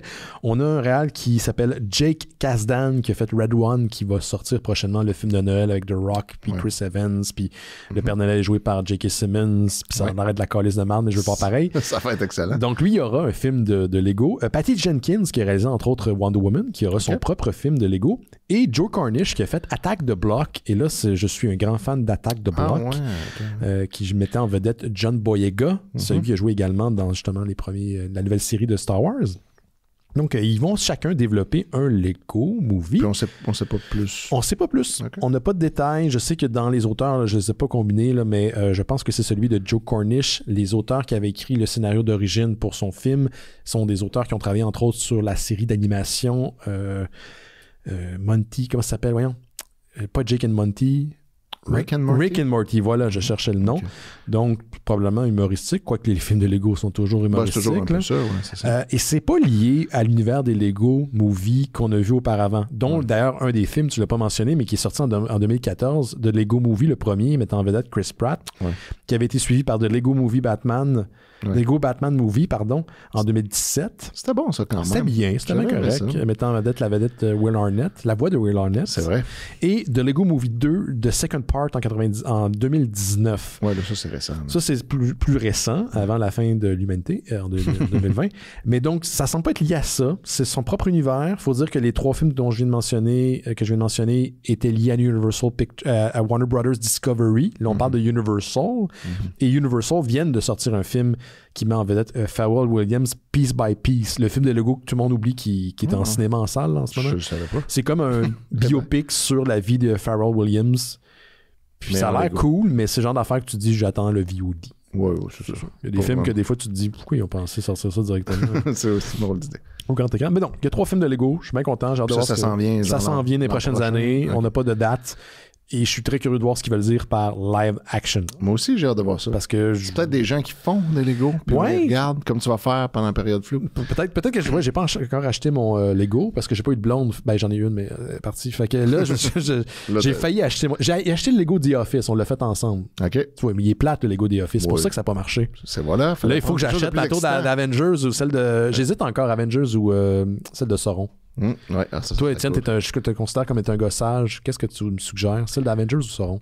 Avengers est quand même plus ludique. Oui. Sauron, ça a l'air tough. Mais Sauron aussi, je pense que c'est plus ça en jette côté déco après. Ouais. Ça a moins l'air d'un jouet. Ça a moins l'air d'un jouet. Fait que ça pourrait être cool pour ça. Ouais. Là. Mais il y a aussi le X-Men Mansion. Je l'ai vu. Sais-tu qu'est-ce qui m'a donné plus envie de l'acheter, en fait? Quoi donc? J'ai vu une critique de quelqu'un qui l'avait qui l'avait reçu à l'avance. Il y a des YouTubers de Lego, les maudits chanceux. Là. Ouais. Et elle est excessivement mince et condensée. Okay. Et il l'a montré, là, puis j'étais Fait que c'est petit. C'est très petit, en fait. Ouais, là, c'est plate. Là. Si c'est le fun à la montée, mais très petite. Si tu mets des centaines de dollars, tu veux un gros cossin. Quand même un gros cossin. Ouais. Surtout à ce prix-là. Mais le plastique étant ce qui est, c'est du pétrole, ça, quand même. Fait que ça coûte cher. Ça coûte cher, du pétrole. Hey, tiens, on a passé au travers de nos nouvelles. Ben oui. On a jasé ça. On va parler encore d'un sujet de la semaine dans pas long, mais on va prendre une petite pause juste avant. Oui, donc. Puis juste avant, je vous rappelle, messieurs, dames, que nous avons plusieurs trucs à vous parler, en fait. On a notre SpeakPipe. Oui. C'est une adresse où vous pouvez nous laisser un message sonore. Vocal, comme un répondeur. En fait. Oui. Puis j'ai remarqué que Décidéré avait commencé à le faire aussi. On a copié sur vous. Ouais, c'est tout le temps ça qui arrive. Les meilleurs, on se fait tout le temps imiter. Donc, l'adresse est dans le descriptif de l'épisode si vous voulez nous laisser un commentaire, suggestion, question pour l'équipe. C'est disponible là. On vous invite aussi à donner à notre Patreon si vous avez les moyens, un petit $2, un petit café par mois, en fait qu'on peut continuer à exister, produire des shows. Et en échange, on vous offre un podcast qui s'appelle Bifurcation. Et là, on vient de terminer un cycle dédié à Tim Curry, qui a pris une tangente halloweenesque durant le dernier mois d'octobre, bien sûr. Et là, on en a parlé avec Rémi, parce qu'il y a une fraîchette. C'est quoi la suite, là? On s'est dit, on peut pas passer tout de suite à autre chose. Et on s'était fait même poser la question. J'ai dit non à l'auditeur qui m'a posé la question, mais on va parler de Scary Movie 1, parce qu'il est dedans. Okay. Et le dernier film de produit, ou qui est lié plutôt à The Tales from the Crypt, The Ritual, que je n'ai jamais vu, dans lequel Tim Curry a un rôle. Donc, on va parler de ces deux films-là, et après, on va passer à un nouveau cycle. Je veux pas le dire c'est quoi, parce que j'ai peur qu'Opération Beurre de Cinoche nous le pique. Puis, est-ce qu'il nous écoute? Tu fais bien. Fait que je vais pas le dire tout de suite. Dis quelque chose de vraiment niaiseux pour qu'il aille faire ça. Puis après ça, finalement, toi, tu fais d'autres choses. Non, j'ai rien qui me vient en tête. On va faire toutes les Deep Throat. Il y en a plusieurs. Sûrement, je sais pas. C'est peut-être... En tout cas, ouais, c'est ça, faites ça. Donc, puis on nous offre aussi en échange de votre contribution Patreon à l'avance les nouveaux épisodes de Terre humaine, She's D'or, auxquels tu participes. Absolument, oui. On en a 2 en banque là, qu'il faut que je monte. Là, c'est ça, j'allais te dire. Là, cette semaine, on n'aura pas le temps de faire un bifurcation. Pourrais-tu me shooter, tu penses, un épisode? Je pense que je pourrais. Cette semaine? Je pourrais cette semaine. Ouais, ce serait le fun pour les auditeurs. Ouais. Il y en a, j'en ai 2 là, que je peux monter. Puis là, j'ai tout le temps de la misère à le décrire parce que moi, Terre humaine, j'ai jamais écouté ça. Puis je semblais faire partie d'une secte quand je vous écoute. Là, fait décrire un peu pour les gens à la maison, c'est quoi? C'est plus le fun qu'on pense. Moi, c'est tout le temps ça que je dis. Comme quand t'écoutes, là, tu te dis, OK, il parle d'une émission des années 70-80 qui se passe à la campagne, téléroman Keb. Ça va être fucking dull. Mais évidemment, non, là. Ça n'a pas de l'air à triper bien, par contre. Ben, c'est ça l'affaire. C'est ça qui fait le show, selon moi. C'est qu'il y a moi puis Simon Chénier. Fait que si vous écoutez Les Mystérieux, vous savez comment Simon y est quand il décrit des affaires, des vieilles affaires qu'il écoute.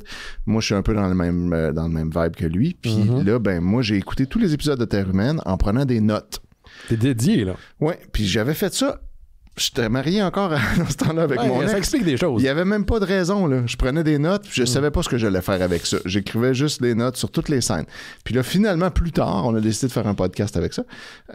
Puis là, ben, c'est ça. Fait que moi, je lis mes notes, puis je décris tout ce qui se passe dans les épisodes. Puis il se passe rien, là. Il se passe fuck all, man. C'est slow, tu sais, mais c'est de la slow TV de l'époque. Puis là, ben, Simon, il rajoute des petits commentaires parce que lui aussi, il a vu la série plusieurs fois, puis il connaît tous les comédiens qui jouent qui, puis tout ça.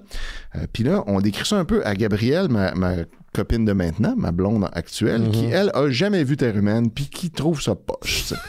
Puis là, elle essaie quand même de suivre, mais en plus, c'est un peu TDA, fait que c'est pas évident, puis on fait pas des épisodes souvent, fait qu'elle oublie tout le temps c'est qui les personnages. Fait que là, faut tout le temps y rappeler c'est qui est qui, puis tout ça, puis là, elle essaie de se garder une image mentale, puis là, elle chiale parce que c'est plate. Puis là, son but, ben leur but même un peu à Simon aussi, c'est de m'empêcher de lire mes notes parce que c'est trop plate. Ah, OK. Fait que là, il même Simon, ça vous dit quelque chose, même Simon. Même Simon, il embarque là-dedans. Mais c'est Gab surtout, là, qui, elle, de toute façon, même si c'est pas le concept d'un podcast, elle m'interrompt constamment tout le temps dans la vie. Fait que là elle s'en donne là, à cœur joie. Puis là, moi, j'essaie de quand même tout le temps ramener ça puis de continuer. Fait que ça fait que finalement, ben, on parle de Terre humaine, mais aussi on parle des millions d'autres affaires. OK, parfait. Puis la vibe est vraiment amusante. Puis les 2 derniers épisodes, en fait, c'est 2 épisodes à l'avance sur le Patreon. Mais tout le reste pour le grand public. Oui, le grand public peut l'écouter sur Spotify, sur Amazon Music, sur YouTube Music. On est même sur le site internet directement, mais les 2 derniers épisodes, les plus récents, sont sur le Patreon. Ils sont juste sur le Patreon. À mesure qu'on en sort un sur le Patreon, on en libère 2 en avant pour le grand public. Là, je pense qu'il y en a 30 publics, 2 autres sur le Patreon, puis là, 2 autres après. Puis il va en avoir un bientôt. Ouais. Donc, Tarkadjou qui fait un bout de temps, en fait, qui ont fait un épisode. Ouais, ça aussi, ça fait un bout. Mais tu sais, tous les podcasts, on a trop de podcasts. Ben, moi, j'en ai juste un étonnant. Ben non, j'ai bifurcation, mais j'en ai juste 2. Dans toute la gang, c'est moi qui en ai juste le moins. Ouais, c'est ça. T'es très assidu, tu sais. Oui, c'est un petit peu trop même. Donc, Noël She's D'or, vous avez fait un dernier épisode, le 78 qui est disponible depuis la semaine dernière, donc ça permet aussi de produire Noël She's D'or. Et on est partout sur Apple Podcasts, YouTube Music, Spotify, Amazon Music. J'ai-tu déjà dit ça? Oui, en archive aussi. Donc, plus des 300 derniers épisodes des Mystérieux sont disponibles en archive sur notre site internet parce que quand il y en a des nouveaux, on enlève un parce que c'est lourd sur le fil RSS. Ouais. Mais ils sont tous là. Et on est sur Facebook, Instagram et les autres plateformes de bullshit. Mais on est surtout sur notre Discord auquel vous avez accès d'ailleurs quand vous donnez au Patreon. Si vous êtes Patreon, ouais, voilà. Ouais, vous avez accès au Patreon. C'est une super communauté. C'est comme Internet, mais sans trop de cul. Des fois, Étienne passe. Oui. Je sens qu'il lurk. Des fois, qu'il répond pas nécessairement. Mais je suis pas très assidu, mais je suis tout le temps pas si loin. C'est ça, t'es pas si loin. On peut te summoner des fois en te taguant. C'est très possible, oui. Donc, c'est un salon, plusieurs salons en fait où on échange sur des sujets, les films, la BD, tout ça. C'est une communauté super le fun. Oui, pour vrai, c'est une super de belle communauté. C'est vraiment trippant. C'est le noyau. C'est ce que serait Facebook et autres si c'était pas rempli d'imbéciles. Oui, puis si c'était pas devenu un truc pour... la propagande. Pour faire de l'argent à certaines personnes spécifiques. Donc, c'est vraiment le fun. Si vous donnez au Patreon, écrivez-moi directement à travers la plateforme Patreon. Je vais vous donner le lien vers le Discord. On écoute aussi des films, on écoute aussi de la lutte le dimanche, qui est le moment dans la semaine où j'arrête pas de le dire à Gab qui organise les soirées, parce que c'est pas moi qui l'organise, c'est mon truc qui a éliminé mon blues des dimanches. Ah ouais. J'ai facilement le blues des dimanches, je l'ai toujours eu. Puis là t'as quelque chose de fun. Là, j'ai quelque chose à faire, le fun, que tu sais, j'apprends full sur c'est quoi la lutte, puis c'est quoi les référents, puis je me rends compte que la lutte, c'est hyper méta. Oui, c'est un gros monde en soi. Là. C'est comme des comic books, il y a plein de trucs vase communicants, c'est vraiment cool. Il y a des arcs, là, des arcs narratifs, on modifie des affaires en fonction du vrai drama dans la vie, puis on joue avec les médias médias sociaux. C'est parfait. C'est vraiment très cool. Donc, c'est une belle communauté. Venez nous rejoindre. C'est ça. Bon, j'en ai assez parlé. On a fait le tour de tout ça. On prend une petite pause et on revient avec le sujet de la semaine. On parle de... Gâteau au fromage. Gâteau au fromage au Mystérieux Étonnant. Non, on parle de Absolute Universe du côté de DC Comics. Vous écoutez les Mystérieux Étonnants. On va maintenant parler du sujet de la semaine. Et cette semaine, il s'agit en fait de 3 singles, quoique 2,5, un quart. 2 et quart. Exactement. On parle en fait des répercussions de la mini-série Absolute Power et All In du côté de DC Comics. Donc, Absolute Batman, Absolute Wonder Woman et Absolute Superman. Pensez à un genre de Elseworld ou un What If un peu à la Marvel Ultimate où on a un univers qui ne fait pas partie du canon consensuel de DC, où on explore les origines de personnages qu'on connaît très bien, Batman, Wonder Woman et Superman. En les twistant. On les met un petit peu plus dark aussi. Oui, on voit bien que c'est ça. Voilà. D'ailleurs, j'ai regardé, je voulais m'informer un peu parce que je voulais... En fait, une des raisons pourquoi je voulais parler de tout ça, je trouvais ça intéressant parce que j'aime bien, moi, quand on joue avec les origines des personnages, je suis pas un puriste. Oui, non, c'est le fun quand, justement, surtout des personnages qui sont vieux comme ça, ces trois-là, genre 100 ans. Là, fait que presque 100 ans, exact. On la connaît, l'histoire. Fait que ça fait du bien de changer un peu. Là, ouais, puis j'étais curieux, puis je me demande... Puis les noms qui étaient rattachés au projet, d'ailleurs, Batman, c'est quand même Scott Snyder qui a écrit Batman pendant longtemps, puis c'est un auteur bien établi, qui fait dans du super-héros, mais aussi dans des projets qui sont creator-owned, donc lui appartiennent. Nick Dragotta, qui est le dessinateur. Kelly Thompson, quand même, sur Wonder Woman, avec Aidan Sherman. Et on a Jason Aaron, qui est aussi un auteur qui fait dans le creator-owned, qui écrit en ce moment les Teenage Mutant Ninja Turtles, qui a fait Scalp, il a écrit, ça fait super longtemps qu'il roule sa bosse, et il a écrit Superman, et au dessin, on a Rafa Sandoval. Puis, c'est ça, il y a 3 titres qui sont sortis, mais en fait, il y en a 2. Ouais. Superman sort le 6 novembre, et j'avais envoyé à Étienne des versions numériques, puis je disais, hey, on va parler de ça cette semaine, puis je me suis rendu compte en lui disant que finalement, Superman, c'est juste 6 pages. C'est juste 6 pages, c'est un preview. Mais moi qui m'a donné le goût de continuer la série quand même. Ça donne le goût de voir la suite, les 6 pages. Donc, juste pour mettre un peu la table, puis je n'irai pas full dans les détails parce que c'est quand même complexe, puis c'est d'ailleurs un des problèmes que j'ai avec DC Comics, c'est qu'on est tout le temps en train de jouer avec le canon cosmique de l'univers, puis la fabrique de l'espace-temps, puis à un moment donné, ça s'empile, puis ça devient excessivement opaque, puis c'est pas facile à suivre. Mais récemment, on a eu un event qui s'appelle DC Absolute Power, dans lequel les super-héros ont été pourchassé par Amanda Waller, qui est comme un antagoniste, disons, anti-héros, qui est à la solde de sa propre faction au sein du gouvernement. Elle a décidé de retirer aux vilains, mais aussi aux super-héros, tout leur pouvoir. OK. Elle peut faire ça. Elle peut faire ça. Elle a trouvé un moyen. Là, je ne rentrerai pas dans les détails comment ça se fait. Elle a été aidée par la Queen Brainiac, puis Red Alert, ou c'est comment il s'appelle? Failsafe, qui est un robot de Batman. OK. Tout ça me dirait tout ça me dit rien. Peut-être des gens à la maison savent c'est quoi. Moi, j'apprenais à connaître ces nouveaux personnages-là. Donc, Absolute Power, c'est un 5 numéros et tu as des tie-ins, donc des spin-offs qui ont eu lieu dans des séries qui sont propres, mais aussi dans les séries des personnages qui sont en ce moment publiés chez DC. Ouais.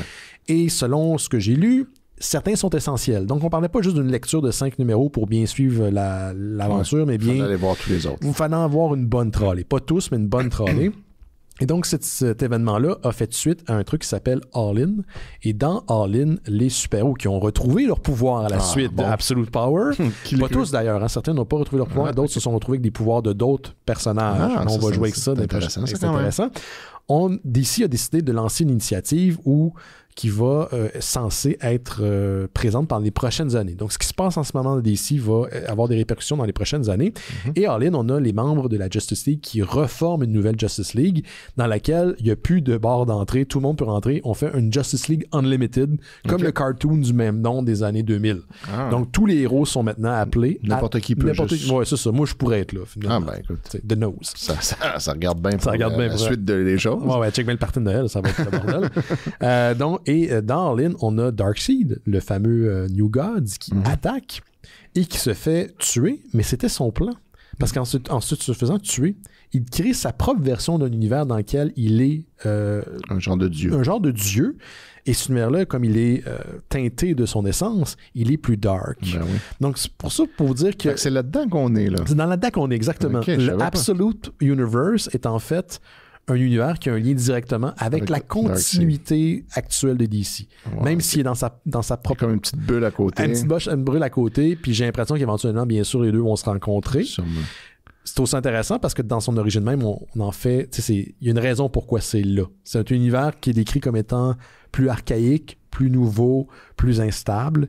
Et je te dirais que cette fibre-là se reflète beaucoup dans les titres qu'on a lus. Oui, ça paraît. Effectivement, c'est exactement ça, la vibe. Là. Exact. Tu voudrais commencer par quoi des 3 titres, Étienne?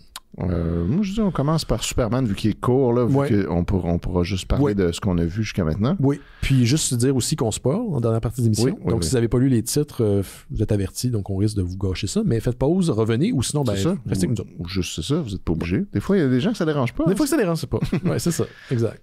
Mais oui, Superman, en fait, on voit très peu de choses. On voit même pas Superman. Pas encore, non. On voit, en fait, ses parents sur Krypton, qui n'est pas encore détruite. Non. C'est surtout ça, le truc. On voit comment ça marche sur Krypton. Oui, la fibre sociétale de Krypton. Exact, qui a l'air d'aller pas super bien. Là. C'est comme dans la vraie vie, finalement. Oui, exactement. Puis là, on se rend compte qu'il y a des gens qui gèrent beaucoup toutes les affaires. Puis il y a plein de problèmes environnementaux qui sont réglés par la science. Fait que là, c'est genre, tu payes un montant, une espèce d'abonnement à de la pluie, mettons. Puis là, tu vas avoir de la pluie à telle date, à chaque X intervalle. Là, fait que là, on voit qu'ils ont une ferme. Oui, les parents de Superman là-dedans sont des fermiers, pas des scientifiques. Exact. Fait qu'eux, ils sont sur la ferme, puis là, ils réparent un tracteur, puis là, ils se plaignent que Chris, il est supposé de pleuvoir, ça m'a coûté assez cher, puis il pleut même pas.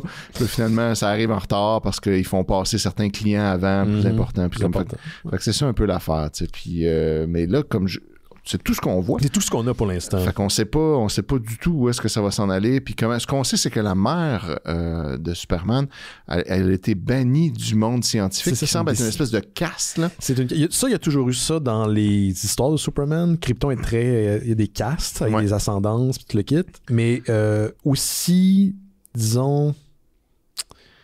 Je vais pas dire borné, mais aussi scindé que ça, je l'avais pas lu comme ça. Là, c'est vraiment très, très rough. Là. Puis là, elle voulait plus, elle trouvait qu'on devrait plus développer des connaissances sur le voyage interstellaire.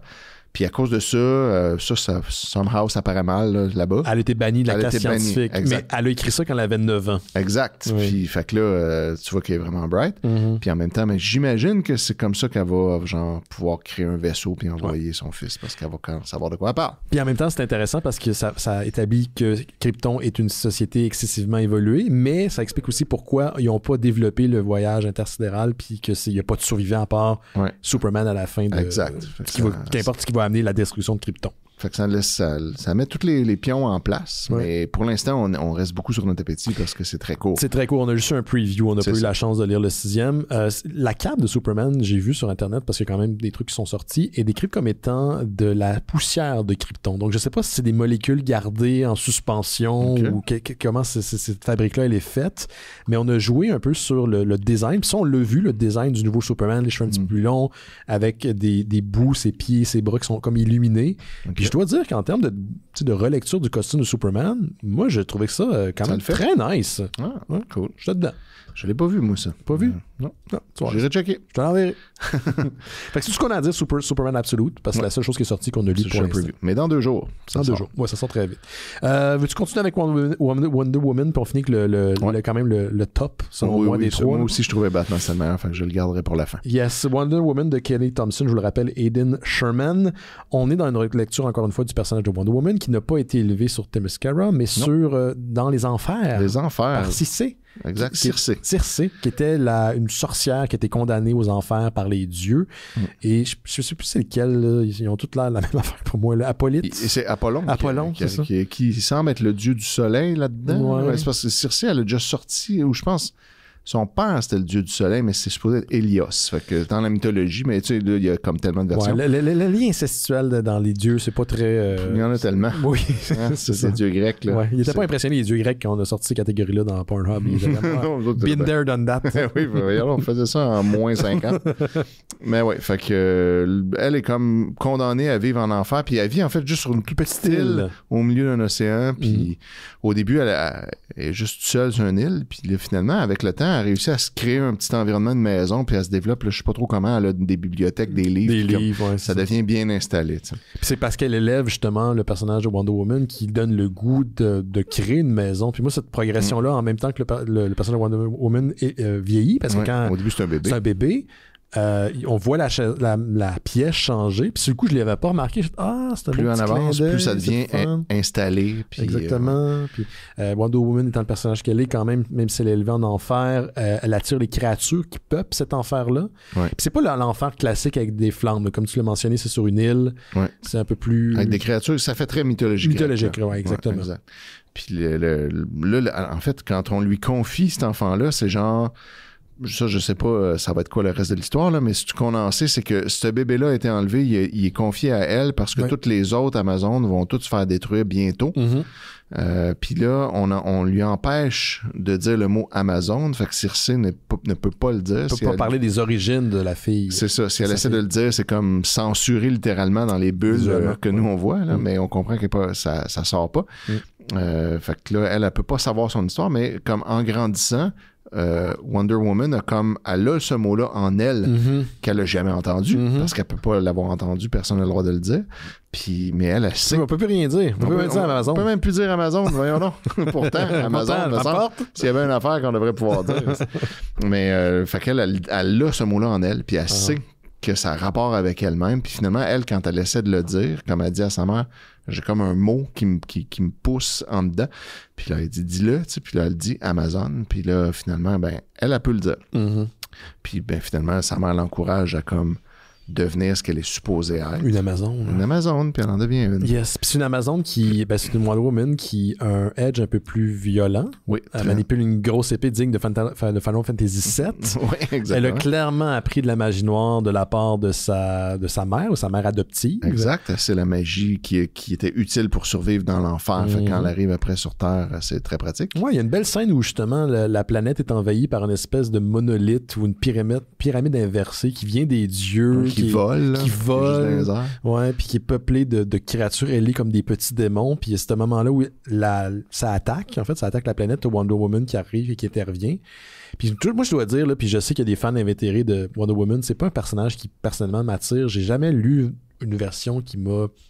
C'est jamais Wonder Woman puis Superman, les deux sont tough. C'est pas super intéressant. Ils sont comme trop puissants. Il y en a des histoires, mais c'est pas... Ouais, c'est ça. Il y en a beaucoup, c'est sûr. Là. Il y en aurait qui pourraient nous intéresser. Oui. Mais ouais. Mais cette version-là est cool. Elle m'intéresse, elle m'intrigue. Elle est très cool, ouais. Elle est plus dark, plus violente, elle se bat vraiment... plus agressive. Puis elle a fait de la magie, puis c'est quand même assez cool. Puis elle a beaucoup de lore aussi. Fait que là, elle reconnaît que genre ces démons-là, vous pensez que c'est quelque chose, c'est rien, là, ça. Ça, c'est les envoyés qui viennent préparer l'avenue de la vraie affaire. Puis là, on sait pas ça va être quoi la vraie affaire, parce que finalement, on se rend pas là dans l'histoire. Mais, puis je pense que contrairement à la Wonder Woman d'origine, on est dans un univers quand même qui est infusé de l'énergie de Darkseid, elle tue. Avec son épée. Elle tue ces démons-là à tout le moins. Oui, à tout le moins. Est-ce qu'elle tuerait des humains, je sais pas. Alors, on a vu en entrevue sur lasso, qui est un lasso comme qu'elle crée elle-même avec de la magie. Donc, il n'est pas exactement pareil comme son lasso classique. Il est rouge. Il est comme en énergie. Oui, en énergie. Fait que j'ai hâte de voir c'est quoi ses habiletés. Exact. On ne le décrit pas dans le premier volume. Ça, on ne sait pas est-ce qu'il va avoir rapport avec la vérité. Je sais pas, parce qu'elle semble pas vouloir l'utiliser pour ça non plus. Non. Elle se bat contre une gigantesque affaire qu'elle n'a pas envie d'interroger. Là. Fait que je sais pas qu'est-ce qu'il va faire, ce lasso-là. Fait que moi, j'ai bien aimé ce titre-là. Ouais, cool. On en a plus, bien sûr, parce que ça, c'est un numéro qui est complet. Je serais intrigué de lire le premier trade. Oui, vraiment. En fait, je serais content de lire tout le reste de toutes ces affaires. OK. Même Superman. Oui, même Superman, qui n'est pas l'affaire qui m'intéresse le plus. Je serais quand même curieux de voir ce que ça va faire. Leur version à eux, la version absolue de Superman. Ouais. Et la dernière, qui, ma foi, est comme le meilleur des 3 numéros, quoi qu'on n'a pas eu le Superman au complet, c'est Absolute Batman, ou Batman Absolute, qu'importe comment vous voulez dire, de Scott Snyder et de, je l'ai dit tantôt, Nick Dragotta.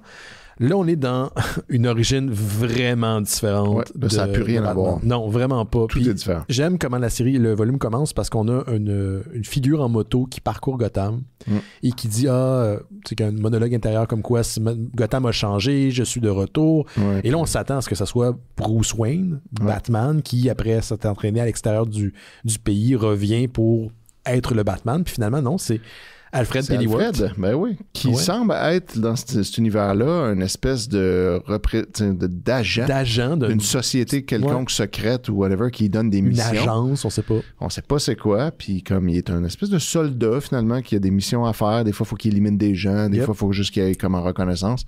Puis là, ben, il vient comme pour se battre contre, à Gotham, il y a comme une nouvelle gang de méchants qui sont les party animals. Oui, qui sont juste des gens qui tuent de façon sans discrimination. N'importe qui. D'ailleurs, c'est assez dark. Là. On décrit un de leurs crimes qui a eu lieu la veille. Ils ont mis le feu à une maternelle où il y a eu 32 morts. Une garderie, c'est ça. Ils tuent des personnes âgées, des enfants, n'importe qui random, puis ça n'a comme pas de but. C'est comme ils font rien avec ça. Là. Ils font juste le chaos. Ils arrivent, ils ont des masques en forme de crâne de singe, puis ils tuent tout le monde, puis ils s'en vont. Puis là, lui, il a comme mission d'essayer d'aller voir qu'est-ce qu'ils font eux autres, les traquer puis prendre de l'information. Mais on l'avertit d'avance, il y a aussi une autre personne qui est sur les lieux. Qui, lui, si tu le vois, lui, tu peux engage, les autres, non, on fait juste les observer. Puis cette autre personne-là, ben là, on voit une photo, puis c'est comme clairement Batman qui saute d'un immeuble à un autre avec sa cape. Fait que là, bon, ben, le Batman existe donc. Dans cet univers-là. Exactement. Puis mais Batman, ben, c'est aussi Bruce Wayne, mais lui qui a plus du tout le même parcours ni le même compte de banque. Non, puis je dois dire aussi que j'ai aimé un peu à la manière d'Alfred comment on l'a introduit parce qu'on joue avec les appréhensions du lecteur. Autant qu'on a mis Alfred Pennyworth dans le rôle du motard qu'on voit en début d'épisode ou plutôt de BD. Là, on voit un personnage qui est en train de frapper sur un sac de sable. C'est comme ça qu'on l'introduit. Et il a le look de Bruce Wayne. Puis finalement, non. Bruce Wayne arrive et c'est un colosse. C'est un Bruce Wayne qui a fait du... Il est swole. Il s'est piqué. Là. Il en a fait de la sauce. Là. C'est un Bruce Wayne qui d'ailleurs qui pète le sac de sable et qu'on comprend assez rapidement que tous ses amis proches, parce que c'est subtil, mais quand tu lis...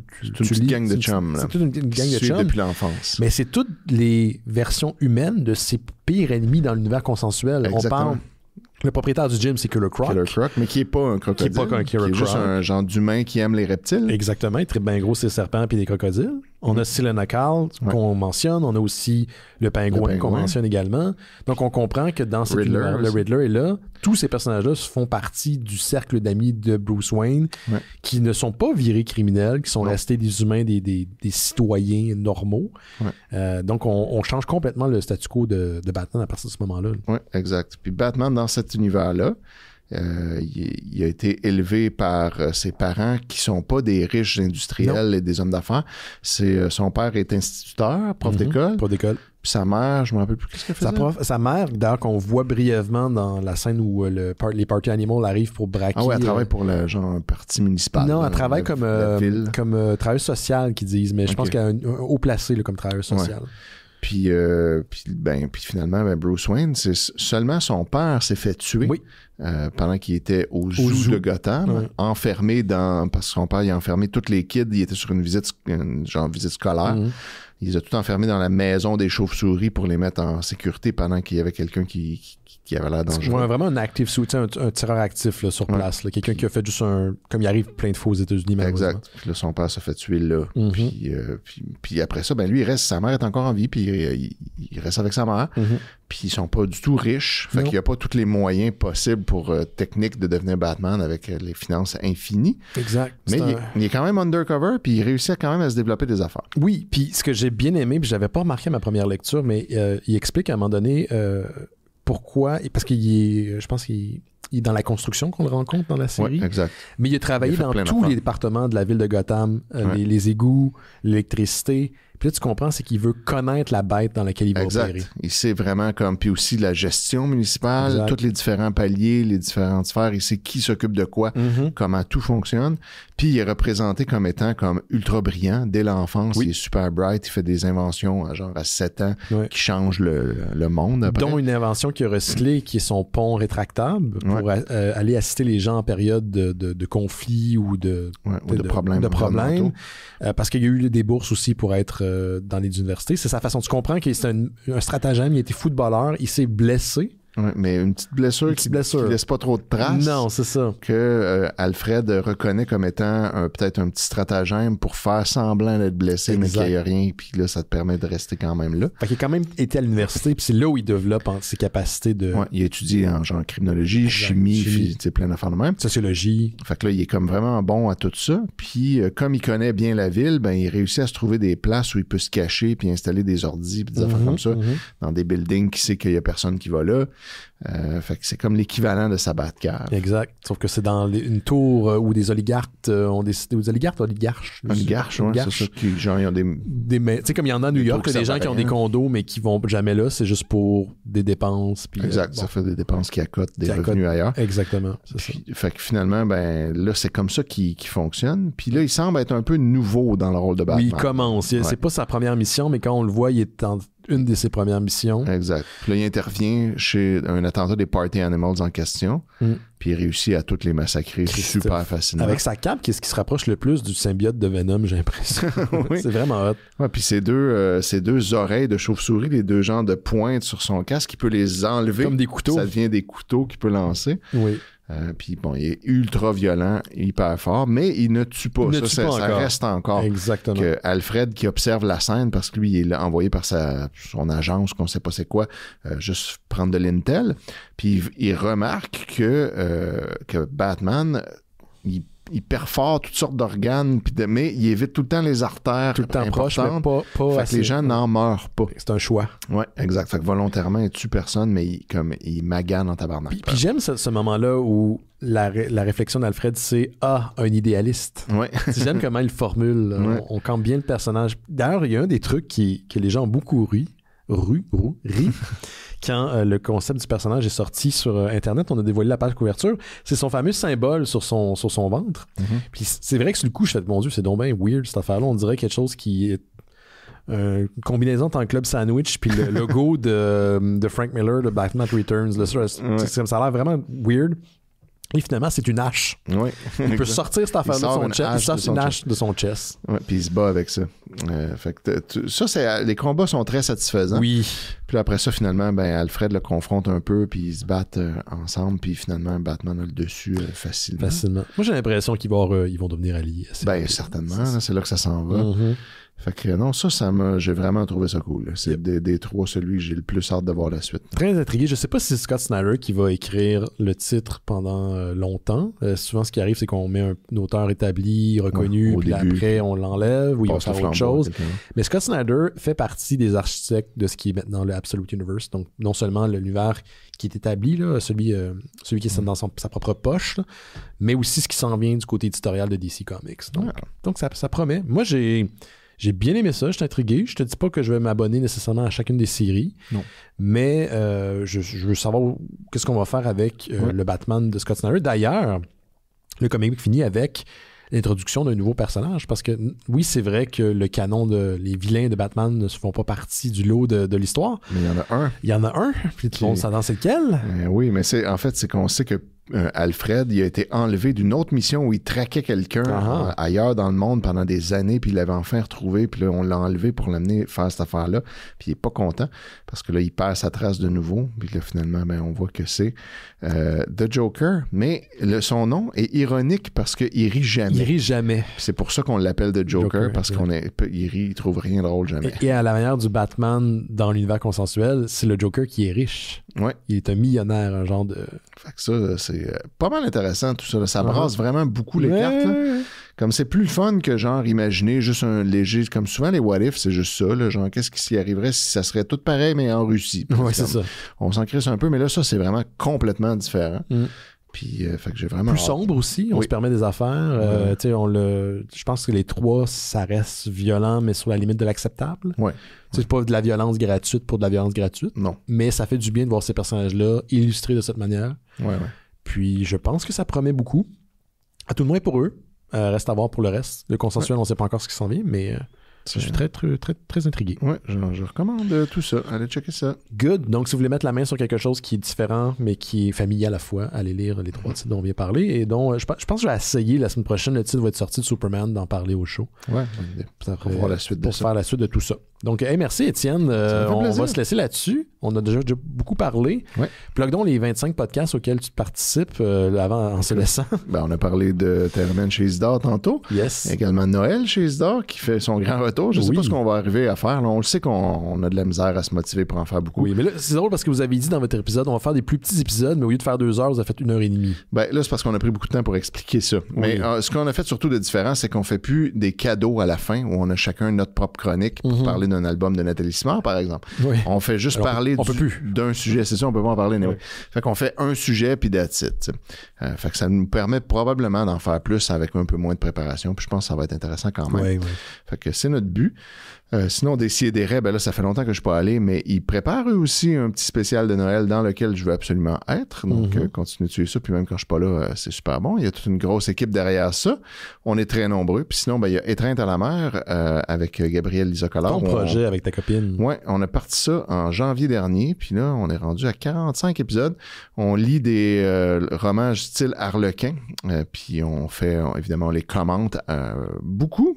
Attends-tu un épisode, un roman? Non, un épisode, un chapitre. Fait que là, on est en train de terminer le 3e roman. Okay. C'est des petits livres. C'est des petits livres, oui. C'est genre souvent, c'est un petit format, puis c'est 150 pages, 200 pages. Fait que c'est souvent comme 7 épisodes, mettons, on fait le roman au complet. Puis ben, on commande beaucoup, on dit plein de niaiseries, on essaie de faire des voix, des personnages, on l'acte un peu. Puis je fais beaucoup d'habillage sonore là-dessus. Je rajoute de la musique, puis des effets sonores, puis tout ça, puis ça ajoute beaucoup. J'ai un côté très essayer d'être réaliste, mais en même temps super cartoonesque. Fait que moi, je trouve que ça fait un drôle de mélange. Puis j'ai beaucoup de fun à faire ça. Puis sinon, ben, une semaine sur 2, entre les épisodes plus lourds comme ça, on fait des épisodes de sommeil, où c'est juste un de nous deux qui lit une affaire pas trop intéressante en parlant très doucement pour que tu puisses t'endormir dessus. Est-ce qu'il y a des gens qui vous écoutent pour dormir? Il y a des gens qui nous écoutent pour dormir. Puis il y en a qui les écoutent juste pour relaxer sans nécessairement vouloir dormir, en faisant d'autres choses. Tu sais, c'est genre, je lis des vieux articles du Reader's Digest 1971. J'aime ça, ces affaires-là, moi. Puis c'est intéressant, mais pas trop, tu sais, parce qu'il faut pas que tu sois que tu veux savoir la suite. Ton but, c'est de tomber endormi. Mais tu sais, comme mettons l'autre fois, j'en ai lu un, puis celle-là, j'étais comme là, si vous vous endormez pas avec ça, c'est genre, qu'est-ce qui arrive avec un chèque? Quand tu fais un chèque, qu'est-ce qui se passe les dessous de tout ça dans les banques? C'est très Reader's Digest. Ouais, puis ça, c'était en 1971, puis là, t'as du monde, là, des banques centrales qui vont se porter les chèques pendant la nuit, puis là, t'as comme un super long article pour comme c'est vraiment dole. Mais le but, c'est de tomber endormi. Fait que, vu que ça nous prend du temps à faire les épisodes plus lourds avec le montage, au lieu de dire on en sort 2 par mois, ben, on a quand même quelque chose à chaque semaine. Puis les épisodes de sommeil viennent remplir un peu ça. Tout ça derrière un paywall, à part le premier épisode d'Étreinte à la mer pour donner un preview, c'est ça. Mais le podcast a évolué depuis aussi. Le podcast a évolué, mais ça donne quand même une bonne idée. Le premier épisode, c'était plus cheap un peu. On commençait puis on n'avait pas encore trouvé notre voie. Mais vous avez quand même sur Spotify ou sur Patreon gratuitement tout le premier roman, en fait. Donc, quand même. Le premier roman. Le premier roman complet, Coup de foudre aux Caraïbes, là, l'histoire d'amour d'une hôtesse de l'air avec un pilote. Bien sûr que ça s'appelle comme ça. Eh oui. Puis, c'est ça. Mais pour vrai, ce roman-là, il est excellent. Là, puis comme ça a mis la barre haute pour le reste. Puis ça vaut la peine de l'écouter. Puis sinon, ben après ça, vous pouvez embarquer sur notre Patreon si vous voulez voir la suite. Excellent. Merci, Étienne. Merci d'avoir été là cette semaine. Ben, merci de m'avoir invité. On se revoit dans genre 6-7 mois. 6 mois. Prêt, je vais être là cette fois-ci. On espère. Excellent. Merci à vous à la maison d'avoir été présent. Merci encore une fois à tous ceux qui se sont déplacés la semaine passée pour le spécial d'Halloween. Allez jeter un coup d'œil à notre Patreon. Merci de nous encourager parce que sans vous, ben, on peut pas continuer à faire rouler cette patente-là. Oh non. Non, j'ai eu des frais. J'ai eu comme une série de grosses dépenses la semaine passée, puis une chance qu'il y avait le Patreon parce que... Ça coûte cher l'épicerie? Ouais, non, c'est pas l'épicerie. J'aurais été un petit peu dans la marde. Donc, c'est votre contribution qui réinvestit dans le projet. L'équipement ici est haut de gamme en Christ. Là, quand même, je pense. C'est pas le top, mais ça reste quand même... Ça donne un niveau de qualité quand même. C'est ça. Puis c'est plus... là, il y a tous les trucs d'hébergement et compagnie qui coûtent quand même assez cher. Là. Donc, merci à vous. Allez jeter un coup d'œil, le lien dans le descriptif de l'épisode. Puis on se revoit la semaine prochaine. Faites attention à vous autres. Ciao! Bye bye!